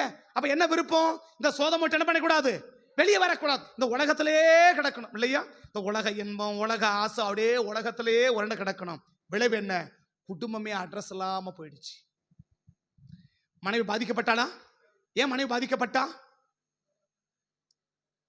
ஏன் மனைவி பாதிக்கப்பட்டா? உலகம் போதும் நினைச்ச பத்தியா? ஏன் கதை விபச்சாரம் செய்ய வேணாம்னு சொன்னாரு? உன் மனைவி பாதிக்கப்படாம இருக்கணும்னா, உன் பிள்ளைகள் பாதிக்கப்படாம இருக்கணும்னா, நீ பாதிக்கப்படாம இருக்கணும்னா விபச்சாரம் இருக்காது. எழுத்தின்படி விபச்சாரத்திலும் ஏகப்பட்ட பாதிப்பு இருக்கு. எழுத்தின் விபச்சாரத்துக்கும் ஏகப்பட்ட பாதிப்பு இருக்கு, ஏகப்பட்ட பாதிப்பு இருக்கு. அதை விளக்க பண்ண விரும்பல, அதனை விளக்க விரும்பல. ஆனால் விளைவுகள் வித்தியாசம். 3வது என்ன சொன்னா, ஏன் விபச்சாரம் செய்யணும்னு ஆண்டவர் சொல்றாரு? அந்த விபச்சார பாவத்தினால அவனுக்கு மட்டுமல்ல, அவன் மனைவிக்கு மட்டுமல்ல, அவன் பிள்ளைகளுக்கும் சேர்ந்து பாதிப்பு இருக்கு. யார் யாருக்கு பாதிப்பு? லோத்தின் மனைவி உப்பு தூணா மாறினா, செத்து போயிட்டாளா? அவ பாதிக்கப்பட்டாளா? பாதிக்கப்பட்டா. லோத்துடைய 2 பிள்ளைகள் பாதிக்கப்பட்டாங்களா? பாதிக்கப்பட்டாங்க. லோத்து பாதிக்கப்பட்டாரா? பாதிக்கப்பட்டா இந்த 3 குடும்பத்துக்கே பாதிப்பு. ஏன்னா ஒரு விபச்சார பாவம் உன் குடும்பத்துக்கே பாதிப்பு. எப்படிப்பட்ட பாதிப்பு? மீண்டு வர முடியாத அளவுக்கு பாதிப்பு. உன் குடும்பத்துக்கே மீண்டு வர முடியாத அளவுக்கு பாதிப்பு. இந்த குடும்பம் மீண்டு வெளியே வந்துச்சுங்களா? இந்த 19ஆம் அதிகாரத்துக்கு பிறகு நீங்க பார்த்தீங்கன்னா 2 பேதுருல 2ஆம் அதிகாரத்தை தான் பேதுரை பத்தி பேதுரு சொல்லுவாரே தவிர இடைப்பட்ட எந்த இடத்துலையும் லோத்தை பத்தி என்ன செய்வே கிடையாதுன்னா தேவன் பயன்படுத்தவே இல்லை. முழு குடும்பத்துக்கும் சேர்ந்து பாதிப்பு. இன்னைக்கு உலகத்தை சிநேகிக்கிறது உனக்கு மட்டும் பாதிப்பு இல்லை, உன் மனைவிக்கு மட்டும் பாதிப்பு இல்லை, உன் கணவனுக்கு மட்டும் பாதிப்பு இல்லை, உன் பிள்ளைகளுக்கும் சேர்ந்து பாதிப்பு. லோத்துடைய மனைவி அந்த உலகத்தை சிநேகிக்க வந்திருந்தாருன்னா உப்பு தூணா மாறிக்க மாட்டான். அவ உப்பு தூணா மாறினா இந்த லோத்துக்கு பாதிப்பு இல்லை. லோத்துக்கு பாதிப்புனா லோத்து பிள்ளைகளுக்கு பாதிப்பு இல்லை. லோத்து உலகத்தை அந்த சோதமை நேசிக்க வந்தா சாயங்காலமே கிளம்பி போயிருந்தான்னாக்க யாருக்கு பாதிப்பு இல்லை? லோத்துக்கும் பாதிப்பு இல்லை, லோத்து மனைவிக்கும் பாதிப்பு இல்லை, லோத்து பிள்ளைகளுக்கு பாதிப்பு இல்லை. ஆக மொத்தம் என்ன? கணவனும் நேசிச்சார் உலகத்தை, மனைவியும் நேசிச்சாங்க. விளைவு என்ன? அவனுக்கும் பாதிப்பு, மனைவிக்கும் பாதிப்பு, பிள்ளைக்கும் பாதிப்பு. லோத்துடைய மனைவிக்கு எடுத்தீங்கன்னா லோத்துடைய மனைவிக்கும் பாதிப்பு, லோத்துக்கும் பாதிப்பு, லோத்துடைய பிள்ளைகளுக்கும் பாதிப்பு. ஆக மொத்தம் என்ன? குடும்பமே பாதிக்கப்படும். எப்படிப்பட்ட பாதிப்பு? மீண்டு வெளியில வர முடியாத அளவுக்கு பாதிக்கப்படும். மீண்டு வெளியில முடியாத பாதிப்பை ஏன் சந்திக்கிறேன்னா விபச்சார பாவம் அவ்வளவு கொடிதானது. அதனாலதான் ஆண்டவர் சொன்னா விபச்சாரம் செய்யாதிருப்பாயாக. ஆமே. அப்ப ஏன் விபச்சாரம் செய்யக்கூடாது? என் முழு குடும்பமும் மீள முடியாத பாதிப்பை சந்திக்காம இருக்கிறனா என்ன பாதிப்பு? என்ன பாதிப்பு? மீள முடியாத பாதிப்பை சந்திக்காம இருக்கிறனா. மீண்டு வெளியில வரக்கூடிய பாதிப்பு பாவம் இருக்குது. மீண்டு வெளியில வர முடியாத அளவுக்கு பாதிப்பை சந்திக்காம இருக்கிறனா நான் என்ன செய்யக்கூடாது? விபச்சாரம் செய்யக்கூடாது. அப்ப விபச்சாரம் செஞ்சேன்னா மீண்டு வெளியில வர முடியாத அளவுக்கு ஒரு பெரிய பாதிப்பு நமக்கு இருக்குது. ஆமே. அப்ப எழுத்தின்படி நீ விபச்சாரம் பண்ணாலும் அந்த பாதிப்பு இருக்குது, ஆவியின்படி விபச்சாரம் செய்தாலும் அந்த பாதிப்பு இருக்குது. என்ன பாதிப்பு? மீண்டு வெளியில வர முடியாத அளவுக்கு பாதிப்பு. நான் அந்த அளவுக்கு பாதிப்பை சந்திக்க விரும்புறேன்னா நீ விபச்சாரம் பண்ணலாம். விபச்சாரம் என்பது என்ன? நிலையற்ற நேசம், நிலையற்ற பாசம், நிலையற்ற அன்பு, நிலையற்ற நேசம். இந்த நிலையற்ற நேசம் எனக்குள் இருந்தா மீண்டு வெளியில வர முடியாத அளவுக்கான பாதிப்பை நீ சந்திக்குவ. அது வேணான்றதால ஆண்டவர் சொன்னா விபச்சாரம் செய்யாத இருப்பாயாக. கண்களை மூடுவோமா? நேராச்சு முடிக்கிறேன். கண்களை மூடுவோம், கண்களை மூடுவோம். நல்ல பிதாவே நன்றியோட துதிக்கிறோம். ஆண்டவரை இருக்கிற இயேசுவின் நாமத்தில் கிருபைக்கு ஆண்டவரே நம்முடைய பிள்ளைகள் ஒப்பு கொடுத்து ஜெபிக்கிறேன். உங்கள் கிருபையும் இரக்கமும் தயவும் ஆண்டவரே இந்த காலை வெளியில் எங்களுக்கு உண்டாகணும். உங்கள் ரத்தத்தின் வல்லமைக்கு எங்களை அர்ப்பணிக்கிறேன், எங்களை ஒப்பு கொடுக்கிறேன். உம்மை நோக்கி பார்க்கிறேன். உங்கள் கரம் எங்கள் கூட இருந்து எங்களை வழி நடத்தணும். விசேஷித்தமா ஆண்டவரே துதிக்கிறோம் ஐயா, ஸ்தோத்திரிக்கிறேன். நீங்கள் அர்ப்பணி ஜெபம் பண்ணுங்க. இந்த உலக சிநேகம் நமக்குள் இருக்கான்னு பாருங்க. இந்த உலக சிநேகம் இருந்துச்சுன்னா நிச்சயமா மீண்டு வெளியில வர முடியாத அளவுக்கான பாதிப்பை நாம் சந்திக்க நேரிடும். மீண்டு வெளியில வர முடியாத அளவுக்கான பாதிப்பை நாம் சந்திக்க நேரிடும். அந்த பாதிப்பு நமக்கு வராம இருக்குன்னா இன்னைக்கு அர்ப்பணி. ஆண்டவரே, இந்த விபச்சார பாவம் எனக்கு வேண்டாம் ஆண்டவரே. எழுத்தின்படி விபச்சாரம் செய்வதற்கு வாய்ப்புகள் மிக மிக மிக குறைவு. ஆனா ஆவியின்படி உலகத்தை நேசிக்கிறது, உலகத்தை விரும்புறது, உலகத்தை சிநேகிக்கிறது, தேவனை நேசிக்கிறதை விட்டுட்டு உலகத்தை நேசிக்கிறது. இன்னும் சொல்ல போனா எதெல்லாம் முதல்ல நம்ம வேணான்னு சொன்னமோ அதையெல்லாம் இப்ப நம்ம வேணும்னு விரும்பி செய்கிறது உலக சிநேகம், உலக நேசம். நம்ம எதை வேணான்னு சொன்னமோ அதை இன்னைக்கு விரும்பி நம்ம செய்யறோம், அதை விரும்பி நம்ம ஏற்றுக்கொள்றோம். இது உலக நேசத்தினுடைய, உலக சிநேகத்தினுடைய ஒரு அடையாளம். இந்த அடையாளங்கள் நமக்கு காணப்படவே கூடாது. இந்த அடையாளங்கள் காணப்படுமானா இன்னைக்கு தேவ சமூகத்துல உன்னை அர்ப்பணி. இன்னைக்கு ஆண்டோட சமூகத்துல இன்னைக்கு உன்னை ஒப்புக்கொடு. ஆண்டவரே துதிக்கிறோம். ஒருவேளை இந்த நேசம் எனக்குள் இருக்கிறத நான் உணர்றேன்ப்பா, என்ன மன்னியும். இதுக்கு மேல இப்படிப்பட்ட நேசத்துக்கு நான் இடம் கொடுக்க மாட்டேன், இப்படிப்பட்ட காரியத்துக்கு நான் இடம் கொடுக்க மாட்டேன். நான் எதை வேணான்னு சொன்னனோ அதை இனி ஒரு நாள் நான் செய்யவே மாட்டேன்ப்பா. என்னை நம்பி என்னை ஆசீர்வதிங்க, என்னை ஆசீர்வதிங்க, என் கணவனை ஆசீர்வதிங்க, என் மனைவியை ஆசீர்வதிங்க, எங்க பிள்ளைகளை ஆசீர்வதிங்க. இனி எங்க குடும்பத்துல ஒருவரும் ஆண்டவரே மீள முடியாத பாதிப்புல நாங்க சிக்காதபடி, நாங்க இருக்காதபடி ஆண்டவரே எங்களை பாதுகாத்துக் கொள்ள வேண்டும் என்று சொல்லி சமூகத்தை நோக்கி பார்த்து ஜெபிக்கிறோம். கிருபைக்கு அர்ப்பணிக்கிறோம். காத்துக்கோங்க. இயேசுவின் நாமத்தை ஜெபிக்கிறோம் நல்ல பிதாவே. ஆமென், ஆமென், ஆமென்.